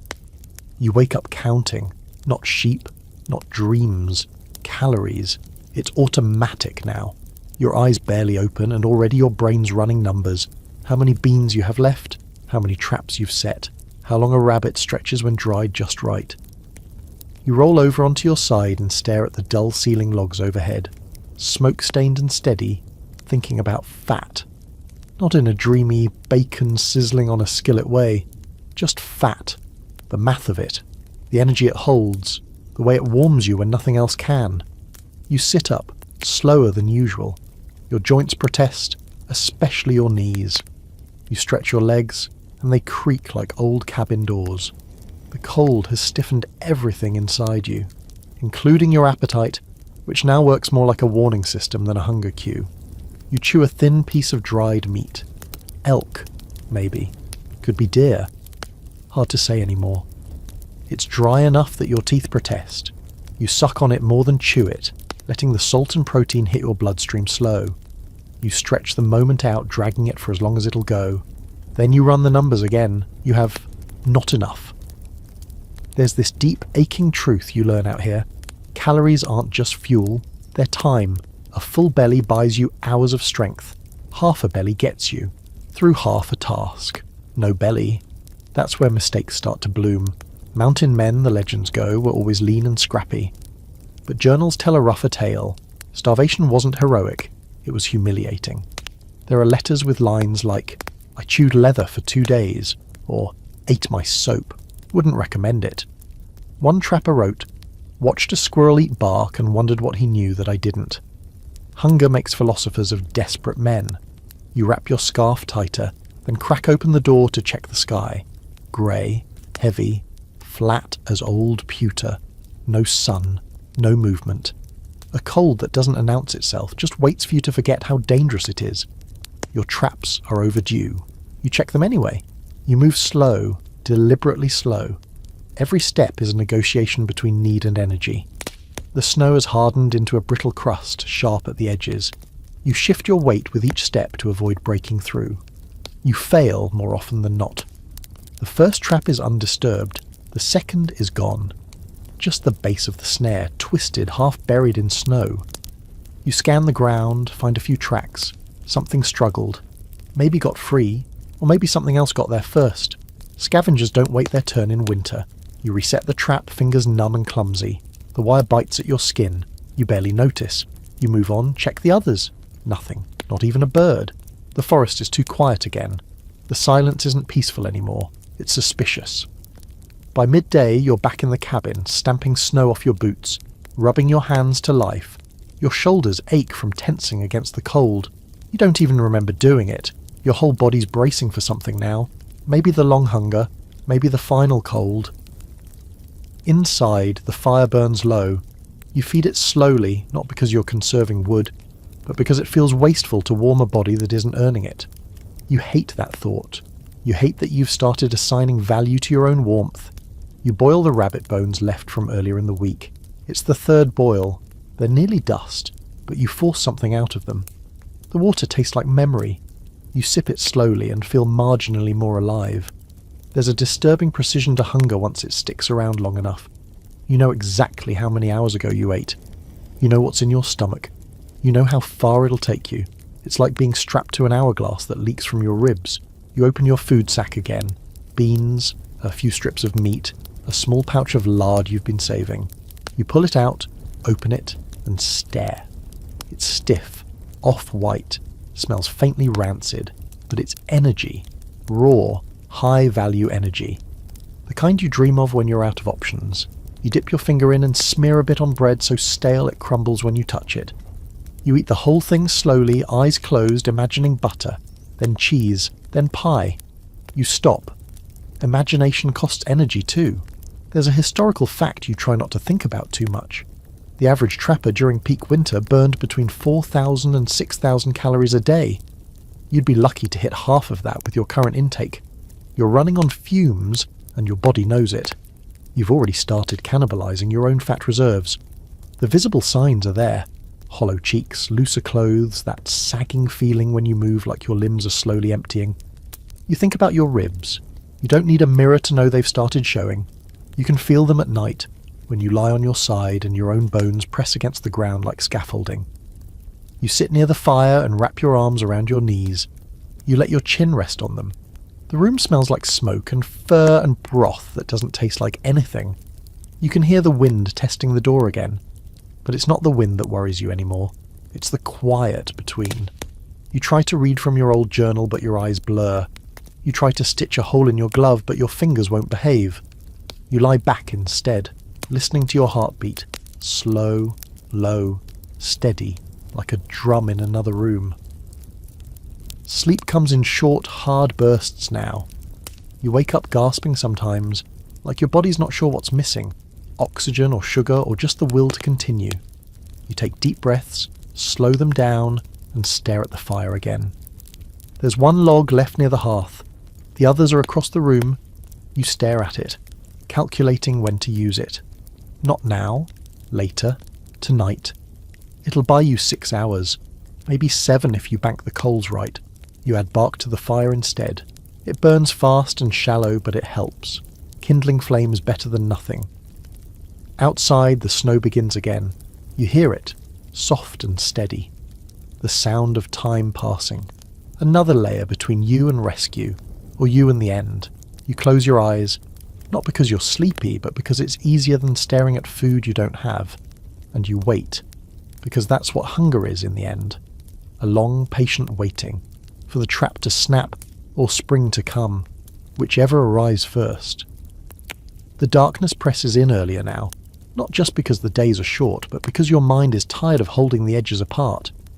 You wake and sleep in fragments, never fully sure which side of the line you're on. Time has started to smear. Morning and evening feel less like opposites and more like different shades of the same long, cold thought. You notice it first when you forget what day it is. Not the number. That's been gone for weeks. But even the sense of sequence. Yesterday feels identical to the day before, and tomorrow already feels used up. You sit up by the fire and try to recall something specific you did 2 days ago. You can't. Everything blurs into tending flames, checking traps, counting food, listening to the walls breathe. This is the snowed-in psychology no one warned you about. Physically, you're still functioning. Barely. Mentally, something has shifted. The cabin feels smaller than it did last week. The ceiling lower, the walls closer. When the fire pops unexpectedly, you jump harder than you should. When it goes quiet, your chest tightens. Silence has become suspicious. Noise has become threatening. There's no comfortable middle ground anymore. You stand and pace the length of the cabin, 3 steps there, 3 steps back. You don't mean to. You only realize you're doing it when you wear a shallow groove into the dirt floor. You stop, embarrassed, as if someone might be watching. There isn't. That's the problem. Isolation doesn't announce itself loudly. It arrives disguised as routine. Mountain men wrote about this more than people expect. Not always directly, but in odd ways. One journal shifts midwinter from careful observations to rambling lists of words. Another repeats the same paragraph 3 times with minor changes. Scholars debate whether these are signs of boredom, exhaustion, or something closer to dissociation. Out here, you don't care what it's called. You just know it's happening. You sit down and stare at the fire, watching the flames fold in on themselves. For a moment, just a moment, you think you hear someone speak. Not clearly, just the shape of a voice. You snap your head up, heart pounding, scanning the room. Nothing. You exhale sharply and rub your face with both hands. This is how it starts, you think. This is how stories begin. You force a small laugh, the sound thin and strange in the enclosed space. Get it together, you mutter aloud, because silence feels worse than sounding foolish. Talking to yourself becomes normal faster than you'd like. Outside, the light fades into a dull blue-grey, then disappears altogether. Snow drifts lazily past the window slit. You watch it longer than necessary, mesmerised by the way it falls without urgency, without care. You envy it, briefly. Then you hate yourself for that thought. You try to give the evening structure. You clean your tools, again. You count your food, again. You rearrange your woodpile even though it doesn't change the total. These rituals aren't about efficiency anymore. They're anchors. Without them, the night stretches too wide, too empty. There's a fringe theory some historians float that mountain men intentionally created routines not for survival, but for sanity. That strict schedules, fire tending at set hours, meals at the same time each day, journal writing even when nothing happened, were defences against mental collapse. It makes sense. Your body can endure hunger and cold longer than your mind can endure meaninglessness. You decide to write. The journal feels heavier in your hands than it should. You flip it open and stare at the page. The last entry is short, practical, no emotion. You realise you've been avoiding that. Avoiding putting words to what's happening because once it's written, it's real. You start anyway. You write about the snow, about the fire, about the rabbit that barely fed you. You write about your boots falling apart and your toe that still aches at night. You don't write about the voice you thought you heard. Not yet. You draw a small line in the margin instead. A meaningless mark, just to fill the space. When you stop, your hand hurts. You hadn't noticed how hard you were gripping the pencil. You set the journal aside and sit back, staring into the room. The firelight throws shadows that stretch and bend along the walls. One of them looks like a person standing just outside your vision. You turn quickly. Nothing. You force yourself to breathe slower, in through the nose, out through the mouth. The way you learned years ago during a panic you never admitted was panic. You remind yourself of facts. You are alone. You have been alone for weeks. Nothing new has entered the cabin. Facts help. Sometimes. Dinner is small and unsatisfying. You eat it anyway because skipping meals makes your thoughts worse. That's another thing you've learned. Hunger sharpens the edges of fear.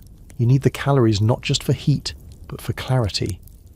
As night settles, the cabin begins its familiar sounds. Wood contracting, snow sliding from the roof, the fire shifting as it consumes another sliver of your future. You listen carefully, cataloguing each noise. Normal, normal, normal. This one, new, no. Just the wind finding a different angle. You lie down earlier than usual, not because you're tired, but because being horizontal makes the room feel larger. The ceiling retreats a little. Your chest loosens. You pull the furs up to your chin and stare at the dim glow of the fire. Your thoughts drift, unanchored. You think about people you haven't seen in years. You imagine conversations that would never happen. You replay arguments, rewrite them with better lines. At one point you realise you've been silently mouthing words, carrying on a conversation with no one. You stop and swallow. Some mountain men believed winter isolation could permanently change a person. That men who came out in spring were quieter, more distant, less interested in crowds. Others believed the opposite, that isolation stripped away pretense and left people sharper, more focused. Scholars still debate it. You suspect both can be true, depending on what you lose along the way. The fire burns low. You debate adding another log. You don't need it yet, but you want it. Want is dangerous. You compromise, sliding in a smaller piece, watching the flame respond gratefully. As you settle back, your eyelids grow heavy. Sleep takes you in uneven waves. You dream of voices just out of reach, of knocking you never answer. You wake once with your heart racing, convinced someone is outside the door. You lie still, listening. Only wind, only snow. Eventually exhaustion wins. Your breathing slows. The cabin holds. The fire glows. Tomorrow you'll wake and do it all again. Counting, fixing, waiting. And if your mind frays a little more each day, well, winter has a way of taking payment in parts. You don't open your eyes at first, you just listen. The cabin is humming, not literally but close. There's a tension in the air that wasn't there yesterday, a new kind of stillness. The fire has burned low, but the embers still pulse faintly, like a dying heartbeat under ash. You lie still, wrapped in layers, not cold yet, not warm either, just balanced, just suspended in the strange middle. Then it comes again, a pop sharp and sudden, not the fire. You freeze, eyes now open, staring at the low ceiling. Another pop, then a crack, not loud, but specific. The kind of sound you don't mishear once you've lived in a wooden box long enough to learn its language. Something shifted. You sit up slowly, furs sliding off your shoulders, breath fogging in the air. The temperature has dropped again. That much is clear. The kind of drop that makes everything shrink. Wood, sinew, even thoughts. You rub your arms and step over to the hearth, coaxing the fire back to life with a careful hand. The warmth creeps out cautiously, like a cat not entirely sure it's welcome. Another crack, this time from the far wall. You hold still, listening. Cabin sounds are normal. Wood expands, contracts, groans under snow load, sings softly when wind rubs against chinking. But you've learned to hear the difference between normal and new, and this isn't normal, not quite. You walk the perimeter slowly, hands out, palms grazing the logs. You feel a faint vibration in the north wall, a new seam, a hairline crack forming where the moisture froze and pushed just enough to split. You curse softly, more from habit than urgency. It's not an emergency. Not yet. But it's another thing added to the list of things trying to break through. You step outside, boots crunching on crusted snow. The sun's up, but only technically. The sky's a low sheet of grey, thick and indifferent. Snow has piled again, not from a storm, just from the accumulation of quiet days. There's something threatening in how gentle it all looks. The danger here isn't violence, it's weight. Relentless, slow-building weight. You scan the roof, noting the sag near the eastern edge. A log up there is starting to bow. Nothing dramatic, but the signal is there. You'll have to shovel today, like it or not. As you dig, you hear the pops more clearly. Each one echoes through the snowpack, like the cabin itself is gritting its teeth. The roof groans when you step up, but it holds. You move slowly, pushing snow down in wide arcs, watching it tumble and vanish into the white abyss around the base. Every movement sends a cascade, every shovelful light, and then suddenly heavy in your arms. Mountain men knew this rhythm intimately. Snow falls, snow piles, roofs creak, you climb, you dig. If you're lucky, nothing collapses. If you're not, well, the stories are rare, but they exist. Cabins caving in during a heavy freeze, men buried inside. No one finds them until spring, when the thaw exposes the quiet. Inside again, you strip off your outer layer and crouch near the fire. You rest your hands on the hearthstone and close your eyes. The heat from the stone is honest, earned. You want to press your face to it, just to feel something warm and solid against your skin. You resist. You grab the pot and melt snow for water. The scrape of the metal against the stones is a sound you now associate with hope, not joy, just anticipation. Steam rises slowly. You lean in. The smell of smoke and metal fills your nose. It smells like the opposite of hunger. You eat something small, again, beans mostly, with some of the last of your dried meat. The broth is too thin to really do anything, but it tricks your stomach into feeling like you tried. You sit with the bowl in your lap long after it's empty. Outside, something shifts again. A long, slow groan from the forest. Could be a tree cracking under ice. Could be the mountain exhaling. You listen anyway, always. That afternoon the cabin settles even more. The north wall now makes regular sounds, soft creaks, spaced minutes apart. You shore it up with a second beam, wedging a log between floor and wall, adding tension in the opposite direction. It won't fix anything long term, but it'll slow the problem. That's the winter strategy. Not fixing, just delaying collapse. You touch the chinking near the floor and feel a thin breeze. The gap has widened.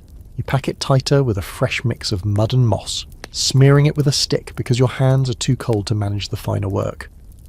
Historically, mountain men didn't expect their cabins to be perfect. They just had to be more solid than the weather. That was one trapper's phrase. It stuck with you. He didn't say safe or warm, just more solid than the weather. Like the weather was a living thing, a rival, a beast outside that pressed every day just a little harder against your walls, waiting for something to give. Evening comes fast again. You check the logs, count what's left. Still not enough. You'll need to cut more in 2 days. Maybe 1 if the cold keeps pulling at your coattails like this. You sit by the fire and listen to the sounds. Tonight the cabin is louder than usual. The wall keeps speaking. A new pop near the roof. A shifting creak above the door.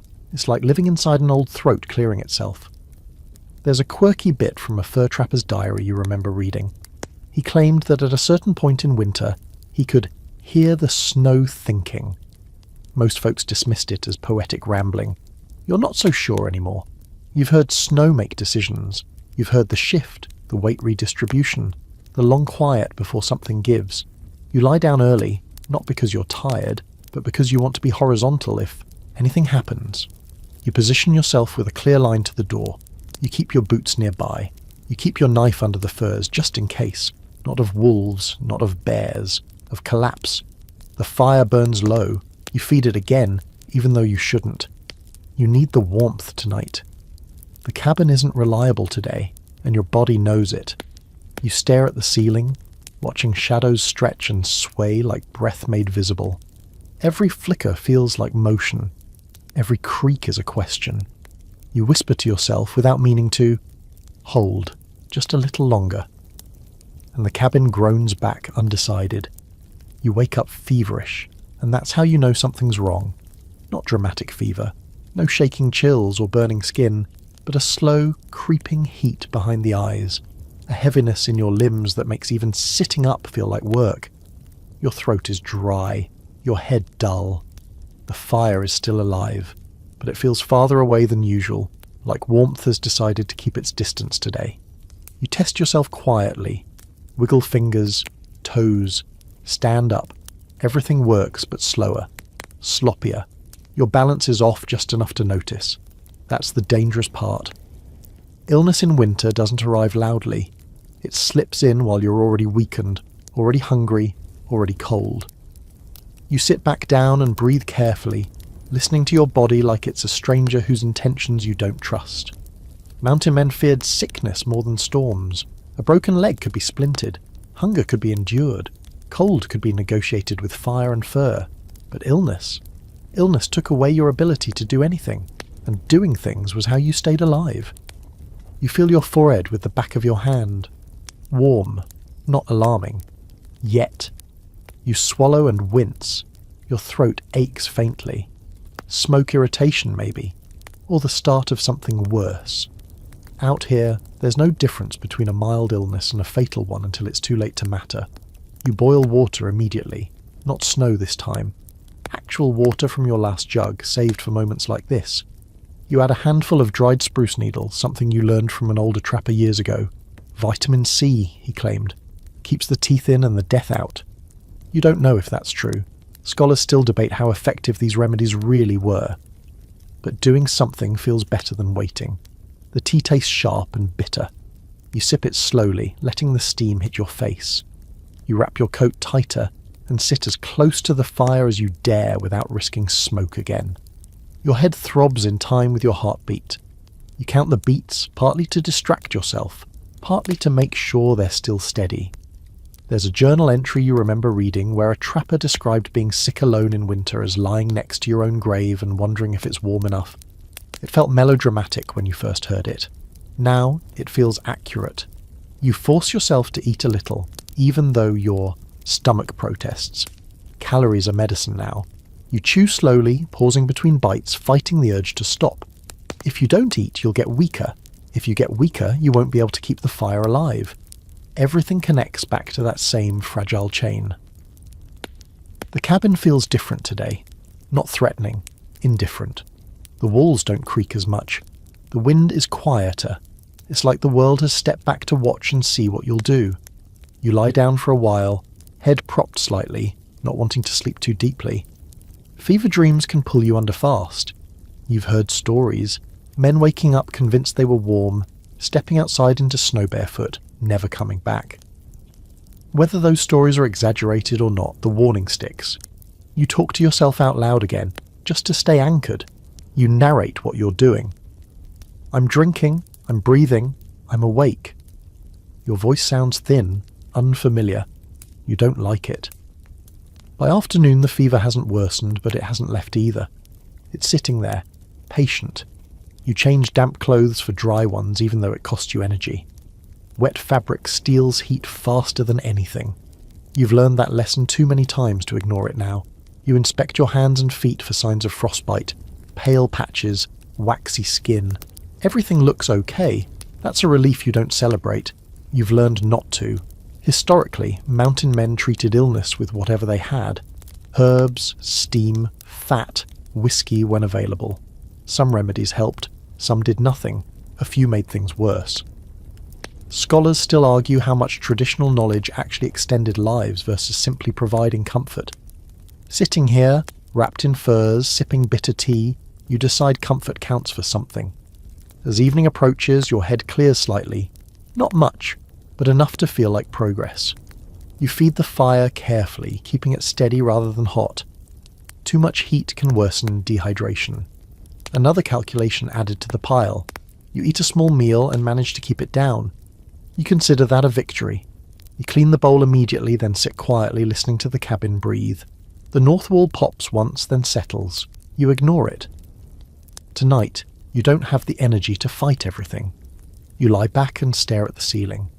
The shadows don't bother you as much tonight. Maybe your mind is too tired to invent anything extra. Maybe the fever has burned off some of the edge. You focus on slow breathing, on the fire's rhythm. You remind yourself of something important. Most illnesses passed, even out here. Not all of them, but many. You only need to outlast this one, the way you outlast the cold. 1 hour at a time. Sleep comes unevenly. You wake often, checking the fire, checking your body, checking that you're still yourself. Each time the cabin is still there. The fire still glows. Your breath still fogs the air. Outside, winter waits, unmoved by your condition. Inside, you do what mountain men always did when sickness came knocking in the dead of winter. You stay put, stay warm, and hope your body remembers how to fight. You dream of water, clear, cold, running over rocks, not frozen, not boiled, not ladled from a crusted pile of snow and tasted through smoke and ash. Just clean, crisp water, rising up in your mind like a memory from someone else's life. You dream of dipping your hands in, drinking until your stomach hurts, washing your face, letting the cold sting your cheeks in a good way. You dream of listening to it run.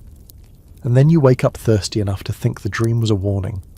Your mouth is dry, tongue sticking to your teeth, throat rasping like you inhaled a handful of pine needles. The fever's broken, or maybe it just stepped back for a moment, but the thirst is worse now. You sit up, light-headed, and glance toward the fire. It's low, but alive. A small mercy. You drag yourself up, joints stiff, and put on your coat. It's harder to move today. Your muscles feel thick and slow, as if they've been packed in snow along with everything else. You grab your tin pot and a ladle and step outside, blinking hard against the sharp glare of snow under the early morning light. The cold stings today. Not a burn, more like a slap. The kind of cold that reminds you you're not better yet. You breathe carefully through your scarf and trudge to the edge of the clearing. You've been melting snow for weeks, but now the pile by the cabin is crusted with ash and debris. It'll still work, but it's harder to pretend it's anything but survival runoff. You dig through it anyway, collecting a pot full of relatively clean snow, then turn to make the slow walk back. It's funny, in a dry sort of way. You're surrounded by water in its frozen form, and yet staying hydrated is a constant chore. Melting snow takes time, it takes fire, it takes the patience to wait for steam before you drink, and the discipline to let it cool enough not to burn your tongue in your desperation. Mountain men learned quickly that snow wasn't the same as water. It tricked you. You could eat handfuls and still be dehydrated. You could work yourself to exhaustion collecting it and still come up short. More than one man died not from thirst exactly. but from mismanaging the distance between snow and drink. Inside, you set the pot on the hearth and crouch beside it, watching steam rise. It feels like hope in vapour form. You breathe it in, eyes closed. The warmth coats your face, dampens your skin, eases the tightness behind your forehead. You whisper, "Thank you," to no one in particular. When the water's ready, you sip it carefully. You don't gulp. Gulping gets you sick, bloated, nauseous. You've made that mistake already. You drink in measured pulls, letting each swallow settle. It helps. Not immediately, but noticeably. Your head clears a little. Your hands feel steadier. You boil another pot, right away. You're behind on fluids, and you can feel it in the stiffness of your limbs and the way your thoughts drag like wet boots through mud. The worst part is, you almost didn't notice. Thirst sneaks up on you like a lazy thief. Quiet, patient, waiting for distraction. There's a fringe fact tucked away in some old trapper records. Some men carried ice chips in cloth, letting it melt slowly in their mouths while they worked. It was inefficient, but safer than eating snow outright. Others dug into creeks under the ice, using axes or even bullets to punch holes through to moving water. If they were lucky, the flow hadn't frozen solid. You wonder what luck even feels like anymore. You check your creek today, just to know. The short walk there is a cold commitment. You wear all your layers, scarf wrapped tight, boots laced hard. The snow comes up to your thighs in places, powdery and loose beneath a thin crust. Each step is work. Each breath burns. The creek is, predictably, frozen solid on top. You chip away at it with your hatchet, knocking off chunks until your arms ache. It takes 10 minutes to get through 2 inches of ice. Beneath it, black water stirs, a slow pulse of life hiding under winter's mask. You drop to your knees and scoop a little into your flask, then fill a small jug. It's not much, but it tastes better than melted snow. Clearer, like something real. You take it back with care, stepping slowly. One fall out here with a full container could erase an hour of labour. You talk to yourself while you walk, just to hear a voice. Don't spill it. Don't spill it. Just walk. Don't fall. Inside, you pour the water into your pot and set it by the fire, not to boil, just to warm. Cold water in a cold belly is like a stone thrown into a frozen pond. Too much shock. You've learned your body's limits in ways you never expected. A healthy person drinks when they're thirsty. You drink by strategy now. Historically, this was one of the more underestimated survival challenges. People forget how much water a person really needs, even when they're not sweating, even when they're just enduring. A man could live weeks on a little food, but without enough water, those weeks turn to days fast. You sit near the fire and sip again. Your hands are warmer now, your legs stretched toward the hearth. The fever's in retreat, but you're not confident enough to celebrate. You're aware of how narrow the margin still is. Later, you write a short note in your journal. Water from the creek, deep enough to move, clean enough to taste. I remember rivers. That last part hits unexpectedly hard. You do remember rivers. Long, loud, endless things. Places where you could drink freely without calculation. Where water wasn't something you worked for. You close the journal and lean back, eyes drifting to the roof. A small icicle dangles just inside the flue, catching firelight. It'll melt soon and vanish into the stones.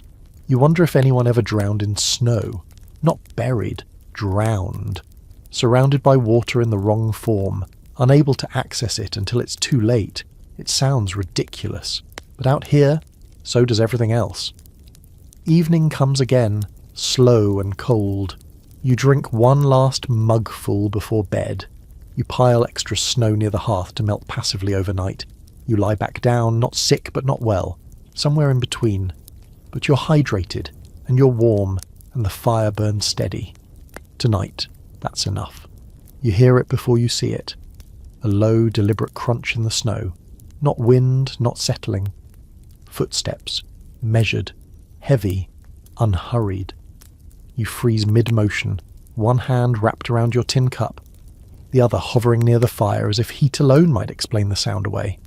Crunch. Pause. Crunch. Your chest tightens. Predators move like this when they're curious, not hunting, when they're deciding. You don't rush for your rifle. Not yet. You've learned that panic wastes more energy than action. Instead, you sit very still and listen, mapping the sound against the cabin's thin walls. The steps circle wide at first, keeping distance. Testing. Whatever it is, it knows you're here. Smoke gives you away every time. This is winter territory. You just happen to be borrowing it. You rise slowly and peer through the narrow window slit, brushing frost from the hide covering. At first, you see nothing but whitened shadow, then movement, a pale shape gliding between trees. A wolf. Just one. Large, thick-coated, ribs hidden under winter fur. Its head lifts, nose testing the air. It's not starving yet. That's what worries you. Starving predators rush. This one is patient. You let the hide fall back into place and step away from the wall.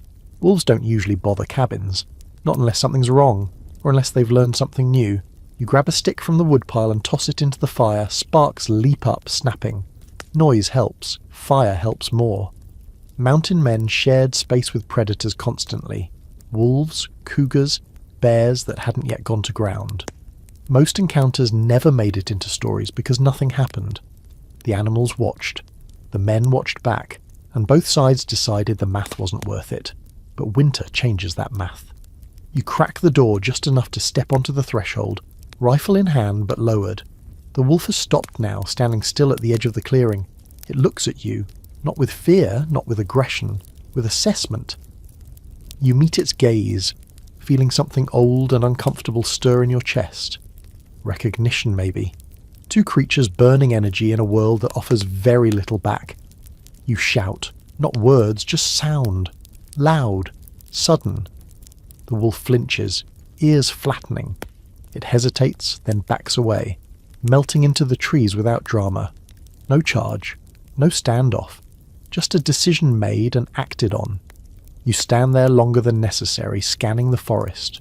Wolves travel in, packs, but scouts often move alone. You listen for more steps. None come. Back inside, you latch the door and sit heavily by the fire. Your heart takes a while to settle. You didn't feel fear exactly, more like competition, a shared understanding that winter doesn't leave room for weakness. Later that afternoon, you find fresh tracks near your trapline. Smaller ones too. Fox, maybe. Signs of life returning cautiously after days of silence. That's good. And dangerous. Where prey moves, predators follow, including the two-legged kind. You haven't seen another human in months, but you know they're out there. Other trappers, maybe. Hunters. Men who didn't plan well enough and are now drifting between camps, burning through favours and patience. Most encounters are neutral. Some are friendly. A few turn ugly when resources run thin. There's an old debate among historians about how isolated mountain men really were. Some evidence suggests winter camps clustered loosely, men visiting each other to trade food or company. Other accounts paint a lonelier picture, men seeing no one for an entire season. You suspect both are true. It depended on luck, and geography, and timing. You check your rifle again, cleaning the barrel with slow, practiced movements. Ammunition is precious. You don't fire warning shots unless you have to. Noise attracts attention you may not want. As dusk approaches, you hear another sound, lighter this time. Scratching near the base of the cabin. You tense again, then relax slightly. Smaller animal. Probably a fox drawn by cooking smells, or a porcupine. They'll chew anything salty, including your door if you let them. You tap the wall sharply with the butt of your knife. The scratching stops. After a moment, you hear retreating steps. You exhale. Animals aren't villains out here. They're neighbours, competitors, sometimes food, sometimes threats. The relationship is practical, not emotional.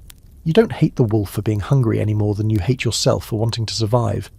You add more wood to the fire and sit back, thinking about how thin the line is between you and everything else alive out there. No walls, no laws, just behaviour and consequence. There's a strange fringe belief you once heard from a half-drunk trapper at a rendezvous, that wolves could sense sickness, that they knew when a man was weak and waited him out like weather. Scholars dismiss it as myth, but after being ill, after feeling your body slow down, you can't entirely shake the thought. Predators notice weakness because weakness changes how you move. how you smell, how you sound. You resolve to move deliberately tomorrow, to show the forest you're still part of the conversation.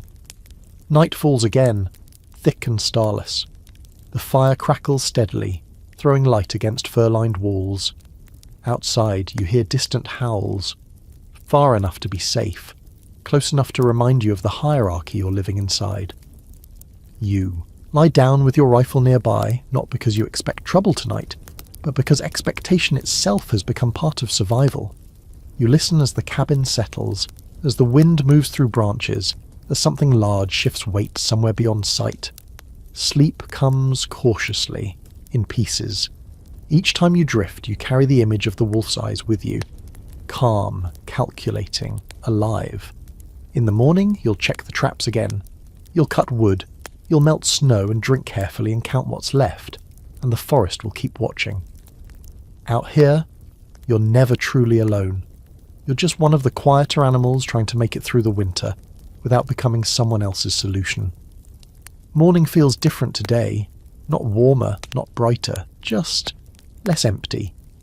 You notice it the moment you wake. The cabin still creaks, the fire still needs feeding, your body still aches in familiar places, but there's a faint sense of presence lingering in the air, like a room someone just left. You sit up slowly and listen. No footsteps, no scratching. Just the soft hiss of embers and the distant sigh of wind moving through trees. Still, the feeling doesn't go away. It settles somewhere behind your ribs. Not fear exactly. Awareness. Isolation, you're learning, is rarely absolute. You step outside after tending the fire, boots crunching through snow that's been disturbed since yesterday. The wolf tracks are half filled now, softened by fresh flakes, but still visible if you know how to look. You follow them briefly, just far enough to confirm what you already suspected. The animal circled, assessed, and moved on. No lingering, no desperation. That's good news. It reminds you of something older trappers used to say, that predators mirror your own condition. If they keep distance, you're still doing something right. If they linger, if they press closer each night, it means the balance is shifting. You don't plan to let it. Back inside, you prepare for the day with more intention than usual. You eat a small meal, drink warmed water, stretch your legs slowly. These little rituals aren't just about comfort anymore. They're signals, to yourself mostly. Proof that you're still capable of choosing, not just reacting. There's a persistent myth that mountain men were always alone, that winter turned them into solitary ghosts wandering frozen landscapes. The reality, historians argue, was more complicated. Total isolation happened, yes. But more often, men existed in loose networks, cabins spaced days apart, trap lines overlapping, occasional visits made when supplies ran low or sanity ran thinner. You think about that as you step outside again, scanning the tree line. Somewhere out there, beyond ridges and frozen creeks, someone else might be doing the same calculations you are. Counting wood, counting food, wondering whether to risk a journey for company or supplies. You haven't seen anyone in months. That doesn't mean no one's nearby. The idea is both comforting and unsettling.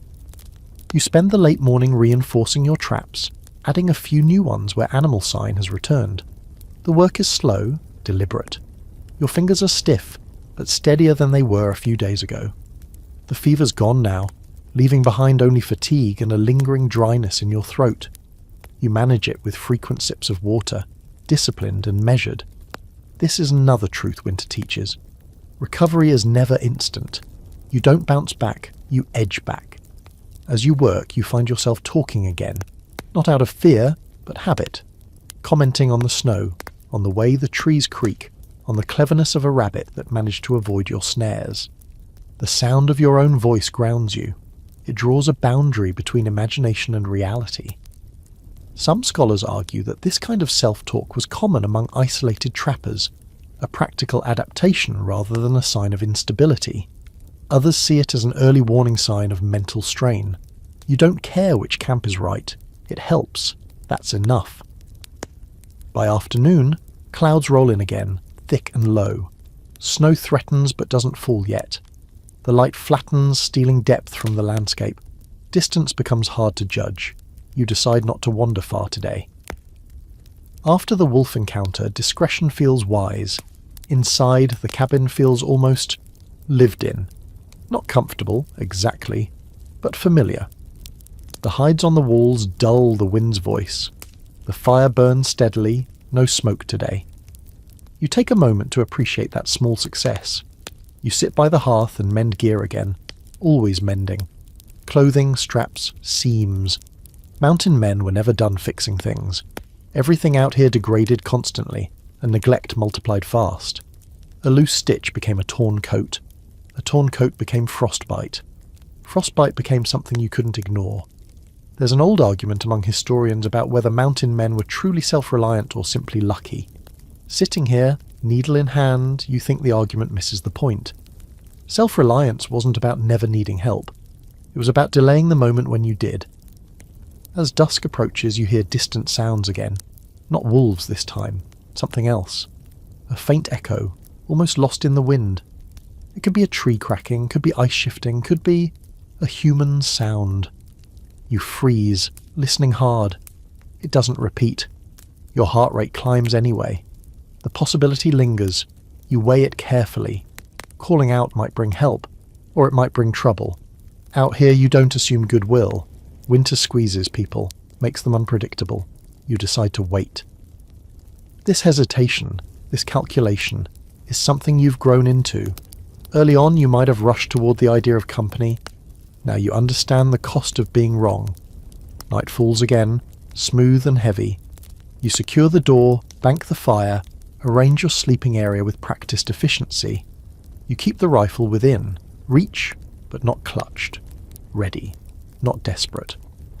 Lying back, you think about how isolation has changed shape over the weeks. At first it was loud, an absence you couldn't stop noticing. Then it became quiet, like background cold. Now it feels more like a condition you manage, like hunger or thirst. You're not alone in the way you once feared. You're connected to the fire, to the cabin, to the animals outside, to unseen people who might be counting the same stars somewhere beyond the trees. That thought settles you more than you expect. Sleep comes easier tonight. Still light, still fragmented, but gentler. When you wake briefly to tend the fire, you don't feel disoriented. You know where you are. You know what's required. Tomorrow might bring tracks, or visitors, or nothing at all. And you're learning that survival isn't just about enduring the cold. It's about staying open enough to respond when the world finally knocks back. You wake before the fire needs you, and that feels like progress. Not energy, rhythm. Your body has learned the night schedule, when to surface, when to listen, when to feed the coals just enough to keep the cold from slipping in too close. You sit up quietly, careful not to waste movement, and add a single log. The flames respond politely, no smoke, no drama. You nod to yourself. Another small victory. Firelight routines matter more now than anything else. You notice it most in the evenings when the light outside fades into nothing and the cabin becomes the entire world. The fire takes over as the sun's replacement, and everything you do starts orbiting around it. You've developed habits you don't remember choosing. Ways of sitting, places you set tools, times you check the door latch without thinking. These routines aren't comfort. They're scaffolding, holding your days upright. Mountain men lived by routines in winter, even when they pretended they didn't. Diaries mention fixed hours for feeding fires, for boiling water, for checking traps, often written with military precision. Some historians argue this was leftover discipline from earlier lives as soldiers or sailors. Others think it was simply necessity. Out here, routine is insulation for the mind. You stretch slowly, joints loosening one by one. Your body feels lighter than it did a week ago, not stronger, just steadier. The fever's gone, hunger is quieter for now, and the cabin hasn't made any alarming new sounds overnight. You take inventory, internal and external, the way you always do. You eat a measured breakfast by firelight. Not much. Enough. You drink warmed water and feel it settle. Then you sit still for a few minutes, letting the heat soak into you before doing anything else. Rushing wastes warmth. Outside, the day is grey again, but not hostile. The cold is present, but it's not shouting. You decide it's a maintenance day.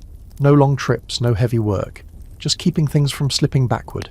You start with the firewood, splitting a few logs inside the cabin where the cold won't steal as much from you. The rhythm of the work is soothing. Raise the axe, breathe, split, stack. Each movement produces a sound you recognize. Familiar sounds are calming, predictable. By midday, the firelight has shifted, shadows leaning toward the back wall. You notice how different the cabin looks at this hour, how the hides catch light, how the soot patterns tell a story of every fire you've kept alive. You trace one blackened streak with your eyes and remember the night it came from, when the flue clogged and smoke poured back in. You remember coughing, swearing, fixing it half blind. The mark is still there. Proof you adapted. You heat a small pot of broth and eat slowly, spoon resting in your lap between bites. Eating by firelight feels ceremonial now, almost respectful. You don't rush it. Food has become something you acknowledge, not just consume. In the afternoon, you settle into a chair you made from a split log and pelts. It's not comfortable, but it's yours. You mend again. Always mending. You've repaired the same glove so many times it's more thread than original fabric. Still it works. That's all that matters. There's a quirky note in an old journal you remember, where a trapper wrote that winter evenings were for tending the small things. Not the big dangers. Those were fought during the day. Evenings were for preventing little failures from growing overnight. A loose seam, a cracked bowl, a dull blade. You understand that now. As daylight drains away, you begin your evening circuit. You check the door seal. You pack a little more chinking into a spot near the floor. You adjust the hides to block a faint draft. Each action is small, but together they create a feeling of control. Not mastery, management. The fire burns clean tonight. You bank it carefully, stacking logs so they'll burn slow and steady. You test the airflow with your hand, watching smoke rise straight and obedient. You smile faintly. It's been a while since the fire misbehaved. You sit back and let the warmth spread. This is the hour when thoughts usually get loud, when the day's work is done and the night stretches out like an empty road. But tonight, the routine holds. You occupy your hands, your eyes, your mind. You sharpen your knife by firelight, slow and deliberate, listening to the scrape of stone on steel. Some scholars argue that mountain men developed almost meditative states during winter evenings, brought on by repetition and isolation. Others think it was simply exhaustion masquerading as calm. Sitting here, you don't care what it's called. You feel present, grounded. Outside, the wind brushes the cabin lightly, more curious than aggressive. The walls answer with soft creaks, but nothing alarming. You listen anyway, always. You write a short journal entry, just a few lines. Fire behaved, cabin quiet, body steady. It's not poetry. It's documentation, a record that today did not defeat you. You eat your evening meal slowly, closer to the fire than usual. You savour the heat more than the taste. Your stomach settles, content enough. You don't push it. Overeating makes you sluggish, and sluggishness leads to mistakes. As night deepens, you arrange your sleeping space with ritual precision. Boots near the hearth, knife within reach, extra wood stacked close, water ready, everything where it belongs. This order is comforting in a way you didn't expect. It turns chaos into something you can navigate in the dark. You lie down and stare at the fire for a while, watching the flames move with lazy confidence. You notice how your breathing has slowed, matched itself to the room. You don't feel watched tonight. You don't feel alone in the bad way. This is another thing winter teaches. Survival isn't always loud or dramatic. Sometimes it's quiet competence. Sometimes it's getting through a day without anything going wrong. Sleep comes gradually, not forced. You drift, wake briefly to add a log, drift again. Each time you surface, the fire is still there. The cabin still holds.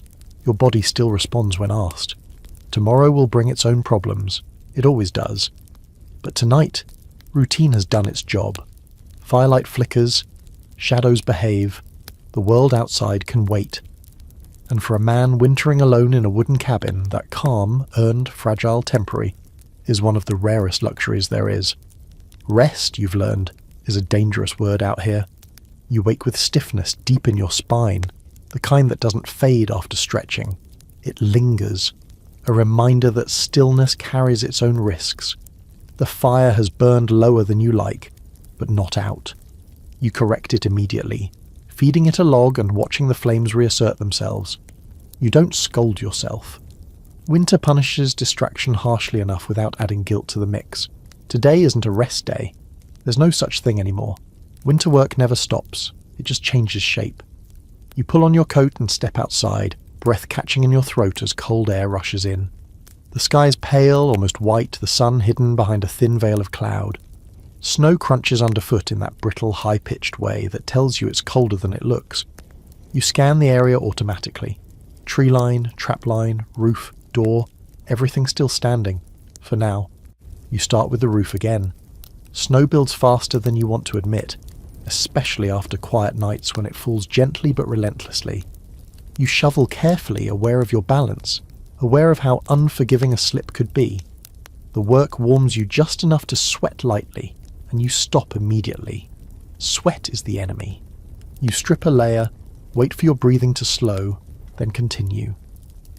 This is the kind of discipline mountain men learned through loss. Those who didn't learn it didn't last long enough to write about it. Back inside, you change. Damp clothes for dry ones and hang the wet near the fire, rotating them slowly to avoid scorching. You've seen what burned fabric looks like. It's not worth repeating. You eat a small snack, nothing fancy, just enough to keep your hands steady, and drink warmed water. Fuel in, fuel out, everything measured. You spend the late morning splitting wood again, not because you need it immediately, but because tomorrow might not allow it. Storms decide schedules now, not you. The repetitive motion settles your thoughts, each split log another hour of warmth banked against the future. You stack the wood neatly, angled so air can circulate. Sloppy stacks rot. Rot wastes effort. Effort is life. There's a historical argument about whether mountain men work themselves too hard in winter. Some journals describe exhaustion bordering on collapse. Others describe men doing almost nothing for days. The truth likely depended on conditions and temperament. You've learned to work just enough to stay ahead. Never far ahead, never behind. By midday, the cold sharpens again. You retreat indoors and tend the fire, adjusting airflow until it burns slow and even. You listen to it like a mechanic listens to an engine, noting subtle changes. Fires talk. They always have. You just have to learn the language. You repair a loose peg in the door hinge, tapping it back into place with careful strikes. A sagging door invites drafts, and drafts invite long, miserable nights. Small fixes prevent big problems. That's the winter philosophy distilled. Outside, the wind picks up slightly, pushing snow into new drifts. You watch it through the window slit, noting patterns. Where it piles today is where it will pile again tomorrow. You make a mental note to shovel those spots first next time. Winter rewards observation. Afternoon fades without ceremony. You eat another modest meal, chewing slowly, savouring warmth more than flavour. Hunger has become manageable again. Not gone, just quieter. You don't trust that. Hunger waits for complacency. You spend the remaining daylight checking gear, knife sharp, rifle clean, traps intact. You don't expect to use them today, but readiness is its own form of comfort. There's a debate among scholars about whether preparedness reduced anxiety or increased it by keeping danger constantly in mind. Sitting here, methodical and calm, you think it does both, and that's acceptable. As darkness settles, the cabin comes alive with its familiar chorus. Pops, creaks, soft groans. You listen without alarm. These sounds have become part of your environment, like waves to a sailor. You note changes, but you don't jump at every noise anymore. That too is progress. You bank the fire for the night, setting it to burn steady rather than hot. You arrange your sleeping area with care, ensuring nothing blocks your path to the door. You've never needed to leave in a hurry. But winter has a way of punishing assumptions. Lying down, you feel the weight of the day settle into your bones. It's not exhaustion, it's accumulation. Weeks of cold, hunger, vigilance. You breathe slowly, letting the fire's rhythm guide you. Each crackle is a reminder that work continues even while you rest. Tomorrow you'll do it again. Shovel, split, mend, count, listen. Winter doesn't end because you're tired. It doesn't pause because you've earned it. The only way through is steady effort day after day, refusing to fall behind. As sleep creeps in, you realise something quietly profound. The work itself has become your anchor. As long as there's something to do, something to fix, something to prepare, you're still part of the world, not just enduring it. The fire glows low, the cabin holds, outside the mountain waits, and you rest, knowing that when morning comes, winter will still be there, patient, relentless, and ready for you to meet it again. You know something's wrong before you can name it. It's not a sound exactly, more like the absence of the right ones. The cabin feels off. The usual rhythm of creaks and settling is uneven, like a heartbeat skipping every few beats. You sit up slowly, scanning the room, letting your eyes adjust to firelight and shadow. The fire's fine, the door's shut. Nothing obvious. Then you see it. A thin line of snow on the floor near the back wall, just a dusting, barely enough to notice unless you're already looking for trouble. You kneel and brush it aside with your glove, exposing damp earth beneath. Cold seeps up immediately. The wall has shifted, not collapsed, not dramatically.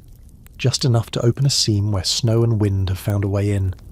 You press your palm against the logs and feel it, a subtle give that wasn't there before. Your jaw tightens. This is the kind of failure that kills people. Cabins don't usually fail all at once. They fail quietly, incrementally, while you're busy worrying about other things. A small roof sag becomes a leak becomes rot becomes collapse. Mountain men wrote about it with an almost casual tone. Wall gave in, or roof went soft. No drama, just consequences. You stand and pull on your coat immediately, no hesitation. This isn't something you wait on. You grab your axe, a length of spare timber, and a bundle of chinking materials. Outside, the cold slaps you awake fully. The sky is low and grey, snow drifting again, fine and persistent. You circle the cabin, crouching to inspect the base of the wall. Snow has drifted high here, pressing constantly against the logs. Moisture froze, expanded and forced the seam wider. It's basic physics, unforgiving physics. You shovel snow away from the base until your arms burn. You don't stop when they start burning. You stop when the wall can breathe again. Then you wedge the spare timber inside, angling it between floor and wall, driving it tight with controlled blows from the axe handle. The wall shifts back a fraction. Enough. Inside again, you pack the gap with mud and moss, pressing hard, smearing it smooth. Your fingers go numb quickly. You work anyway. Precision matters less than speed right now. You'll refine it later if you can. This kind of repair shows up again and again in old journals. Temporary braces, emergency patches, men living all winter in structures that were slowly coming apart, holding them together with ingenuity and stubbornness. Scholars debate whether these cabins were poorly built or simply overwhelmed by conditions. Sitting here, breath fogging, hands aching, you think the answer is obvious. Winter doesn't care how well you planned. By the time you finish, the room smells like wet earth and smoke. Snow still trickles in through other cracks, but not like before. The immediate threat is delayed. That's the best you ever get out here. Delay. You sit heavily by the fire, heart pounding harder than the work alone would justify. Adrenaline takes time to bleed off in the cold. You sip water and force yourself to breathe slower, in through the nose, out through the mouth. The same routine you've used after close calls since early winter. Cabin failures weren't rare. Roof collapses under snow load were the most common, especially when men got sick or lazy and stopped clearing them regularly. Wall failures came next, usually from drifting snow and freeze-thaw cycles. Floors rotted, chimneys cracked, doors warped shut. Each failure demanded energy you didn't always have. There's a fringe account from a trapper who claimed he spent an entire February sleeping with his feet braced against a wall that wanted to fall inward. Whether that's true or exaggerated, you understand the impulse now. You've learned to sleep lightly, listening not just for animals, but for wood giving way. The rest of the day is damage control. You reinforce other weak points, tapping supports into place, adding extra hides where drafts creep in. You move slowly, carefully, conserving energy while refusing to stop. Stopping invites cold. Cold invites mistakes. By afternoon, the cabin feels tense but stable. Like a wounded animal that's decided not to die today. You take that as a win. You eat a small meal without appetite, chewing mechanically. The stress lingers, buzzing under your skin. You replay the moment you saw the snow on the floor, imagining what might have happened if you'd slept another hour, or if the temperature had dropped faster, or if you'd ignored it as nothing. That's the thing about winter failures. They don't announce themselves as emergencies until they are. Everything before that feels optional, and nothing is optional. As evening approaches, the wind rises slightly, testing your repairs. You listen closely. The wall holds. The brace creaks but doesn't slip. You add more wood to the fire than usual, not for warmth, but for morale. Bright light helps steady your thoughts. You write about the failure in your journal, briefly and plainly. Wall shifted, rebraced, holding. You don't embellish. There's no need. The facts are enough. Some historians argue that mountain men survived winters not through toughness, but through vigilance, constant awareness, the refusal to assume things would keep working just because they had yesterday. You think that's right. Toughness helps, but attention saves lives. Night falls hard. Snow thickens outside, tapping softly against the cabin like fingers testing glass. You arrange your sleeping space closer to the fire and farther from the repaired wall, just in case. You keep your boots on, just in case. You place the axe within reach, just in case. Sleep is light, fractured by the occasional creak or pop. Each time you wake, you listen, heart pounding until your brain sorts sound into familiar patterns. The wall stays put, the fire stays lit. The cabin, for now, remains standing. Somewhere in the middle of the night, you realize your hands are clenched into fists. You force them to relax. Tension wastes energy. Energy is everything. By morning, you'll inspect the repair again. You always do. Winter doesn't respect yesterday's solutions, but you made it through another test, another quiet attempt by the season to erase you from the landscape, and as you drift into a shallow sleep, you accept a truth that's becoming clearer every day. Survival isn't about building something that never fails. It's about being there when it does, and having just enough left to hold it together one more time. The night stretches long after the wall repair, not in hours but in weight. You feel it pressing down on you as you lie there, eyes half open, listening. The cabin doesn't sound angry tonight, just tired, like it's done arguing with the cold and has settled into a stubborn silence. You wake before dawn again, not because something startled you, but because your body refuses deep sleep anymore. You sit up slowly, testing the air, cold but manageable. The fire is low, exactly where you left it. That helps. Consistency is calming now. You feed the fire and let the flames grow before you do anything else. The light pushes back the shadows, and with it comes the familiar urge to fill the quiet. Not with work yet, with memory. You reach for the stories. Mountain men didn't carry much into winter. Weight mattered, space mattered. But stories, those were light enough to keep. They lived in your head, in half-remembered conversations, in exaggerations told around fires long before this one.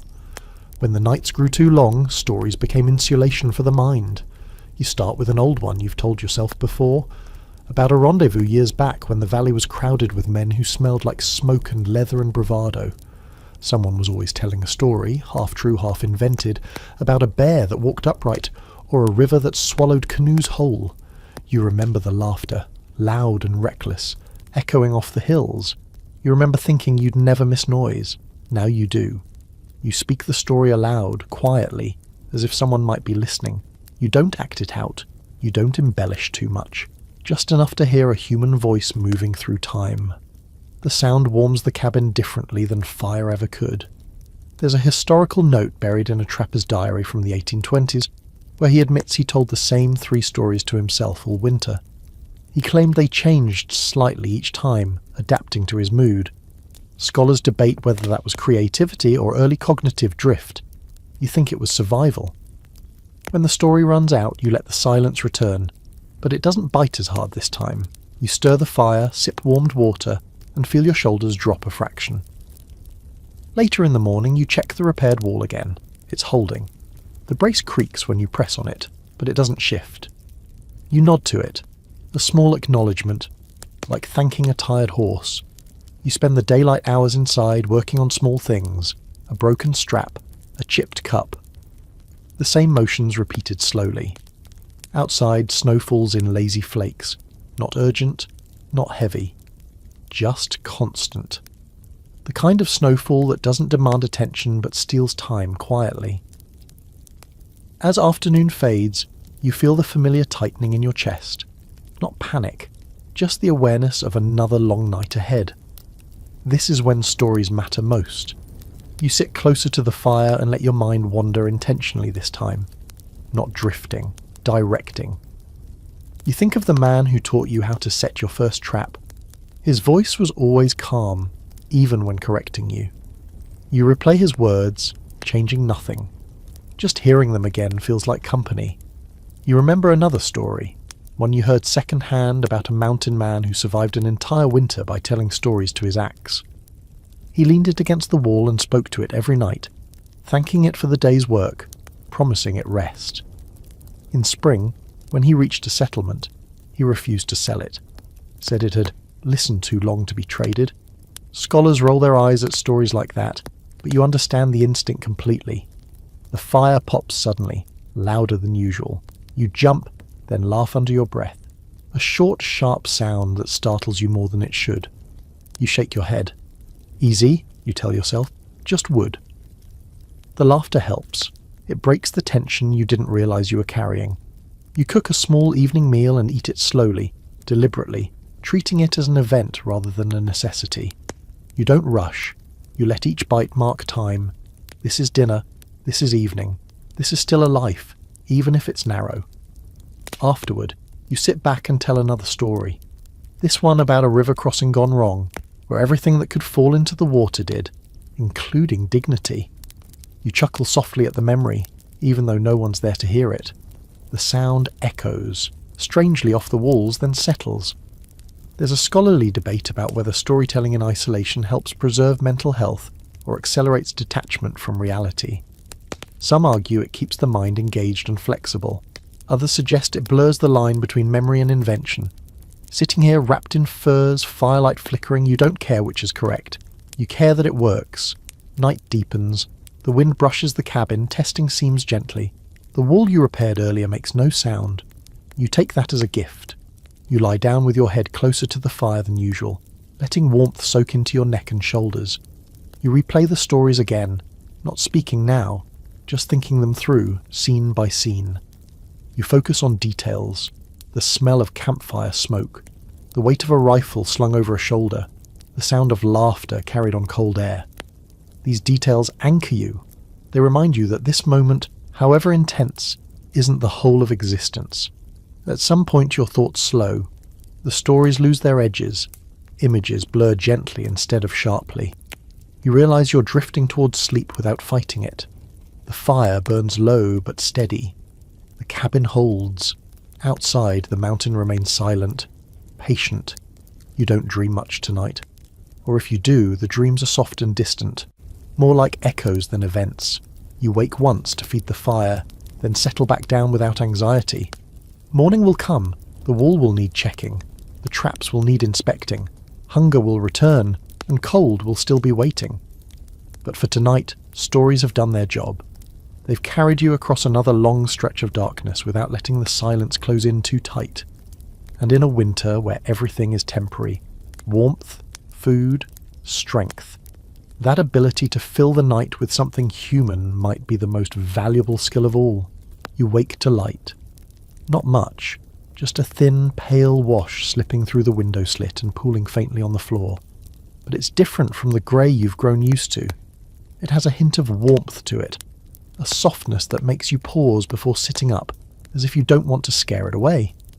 You lie there for a moment, watching it, feeling something unfamiliar stir in your chest. Not comfort, not joy, anticipation. You sit up slowly and tend the fire, which has burned low but steady through the night. The embers catch easily. Another quiet success. You add a log and feel the heat return, then glance back at the light. It's still there. Not bright, but persistent. This is how you know something's shifting. You step outside after breakfast, if you can call it that. and stand still in the clearing. The air is cold, still brutally cold, but it feels different on your face. Less sharp, less angry. The sky's higher today, the clouds thinner, stretched like worn fabric instead of pressed flat and heavy. You look at the snow differently now. It's still deep, still dangerous, but you can see where it's settled unevenly, where it's sagging just a little under its own weight. You notice faint dark patches near tree trunks where the sun has touched them longer. Tiny things, easy to miss. But you don't miss them. Mountain men didn't measure winter by calendars. They measured it by signs, the angle of the sun, the behaviour of animals, the way snow sounded underfoot. Scholars debate exactly how attuned men really were to these changes, whether it was skill or coincidence. But the journals agree on one thing: those who noticed early did better. You don't celebrate. Not yet. That would be foolish. Winter isn't done with you, but something in its grip has loosened just slightly. You check your traps again, not expecting much. The walk feels marginally easier today. Your legs still ache, but they move more willingly. The snow crust breaks differently under your weight. Not softer exactly, but less brittle. You tell yourself it's nothing. Still, you pay attention. At the third trap, you stop. There's movement. Not imagination this time. Real, undeniable motion. A rabbit, caught cleanly, larger than the last one, thicker through the middle. You stand there for a second, staring, afraid to believe it. Then you let out a breath you didn't realize you were holding. Food, not a feast, not salvation, but momentum. You work carefully, hands steady, movements efficient. Nothing wasted. The process feels almost ceremonial now, practiced so many times that it calms you. You thank the animal quietly, not out of superstition, but respect. Out here, gratitude feels appropriate. Back at the cabin, you hang the meat properly, portioning with discipline. You don't eat immediately. That restraint feels like proof you're thinking clearly again. You boil water, clean tools, wipe down surfaces, small tasks done in order. Inside, the cabin feels patient, not strained like before. The repaired wall is still holding. The braces creak less. Even the fire seems cooperative today, burning clean, steady, obedient. You sit by the hearth and eat a measured portion of the rabbit, savouring the warmth spreading through your body more than the taste. You don't rush. You let your system wake up slowly, remembering how to receive nourishment without panic. As the afternoon unfolds, the light holds longer than it has in weeks, not dramatically, just enough to notice. You find yourself glancing at the window again and again, tracking it as it shifts across the floor. Each inch feels earned. There's an old argument among historians about whether mountain men experienced hope during winter, or whether hope only returned in spring. Some suggest winter was endured emotionally as well as physically, a long grey tunnel with no expectation of a light. Others argue that men lived in shorter increments, finding hope in daily signs rather than seasonal ones. Sitting here, watching light linger, you think the second camp has it right. Hope isn't loud out here, it's subtle, conditional, fragile. You spend the late afternoon preparing for more of these days, not spring itself, but the transition. You clear extra snow away from the cabin base, knowing meltwater will come eventually. You dig shallow channels to direct runoff away from the walls. You reinforce the roof supports again, not because they're failing, but because wet snow weighs more than dry. Winter doesn't end cleanly, it transforms. You write in your journal for longer than usual today, not because something dramatic happened, but because you want to mark the change. Light stayed longer, rabbit in trap, snow sounds different. Simple notes, but they matter. As evening approaches, the temperature drops again, reminding you not to get ahead of yourself. You add wood to the fire and bank it carefully. You eat again, small portions spread out. Your stomach responds better this way now. You listen to it, to your body, with renewed attention. Outside you hear movement again, but this time it's lighter. Birds, maybe, or squirrels testing the edges of winter's retreat. The sounds don't carry far yet. The world isn't awake, it's stretching. You sit quietly and let the sounds wash over you, not needing to name them. You feel steadier. The mental fog that crept in during the worst weeks has thinned. You're not euphoric, you're not relaxed, but you're present again in a way you haven't been for a while. Night falls, but it doesn't feel as heavy tonight. The darkness doesn't slam shut. It settles. You tell fewer stories this evening. You don't need them as much. Instead, you sharpen tools, check gear, make plans. Real plans, not just survival loops. You think about moving traps, about cutting wood farther out, about the possibility, distant but real, of leaving this place when the time comes. Not yet, but someday. You lie down and watch the fire, noticing how the shadows behave differently when you're not afraid of them. They're just shadows again. Wood and flame doing what they've always done. You sleep deeper tonight. Still not long. Still light enough to wake when the fire shifts. But deeper than before, and when you wake briefly in the night, you realize something quietly astonishing. You're no longer counting days until winter ends. You're counting signs that it eventually will, and after everything you've endured, the hunger, the cold, the silence, the fear, that shift in perspective feels like the beginning of something new. Not spring, but survival turning, finally, toward forward motion. You wake with a sense of direction. Not urgency, not relief. Direction. The kind that settles quietly into your bones and stays there, steady and sure. The light through the window slit is stronger today. Not brighter in a dramatic way, just more present. It reaches farther across the floor, touching the edge of your bed of pine and fir before retreating. You sit up slowly and listen. The cabin answers with familiar sounds, soft pops, a gentle groan from the roof as temperatures shift. No alarms, no surprises. The fire is low but alive, glowing patiently like it knows you'll get to it when you're ready. You do. You feed the fire and feel the warmth return faster than it used to. That's not your imagination. The walls are drier now. The hides have done their job. The structure has adapted along with you. Cabin and occupant both worn but wiser. You eat a small breakfast, then step outside. The cold is still there, but it's changed character. It bites less and breathes more. The air smells different. Sharper, cleaner, touched faintly with wet wood instead of only ice.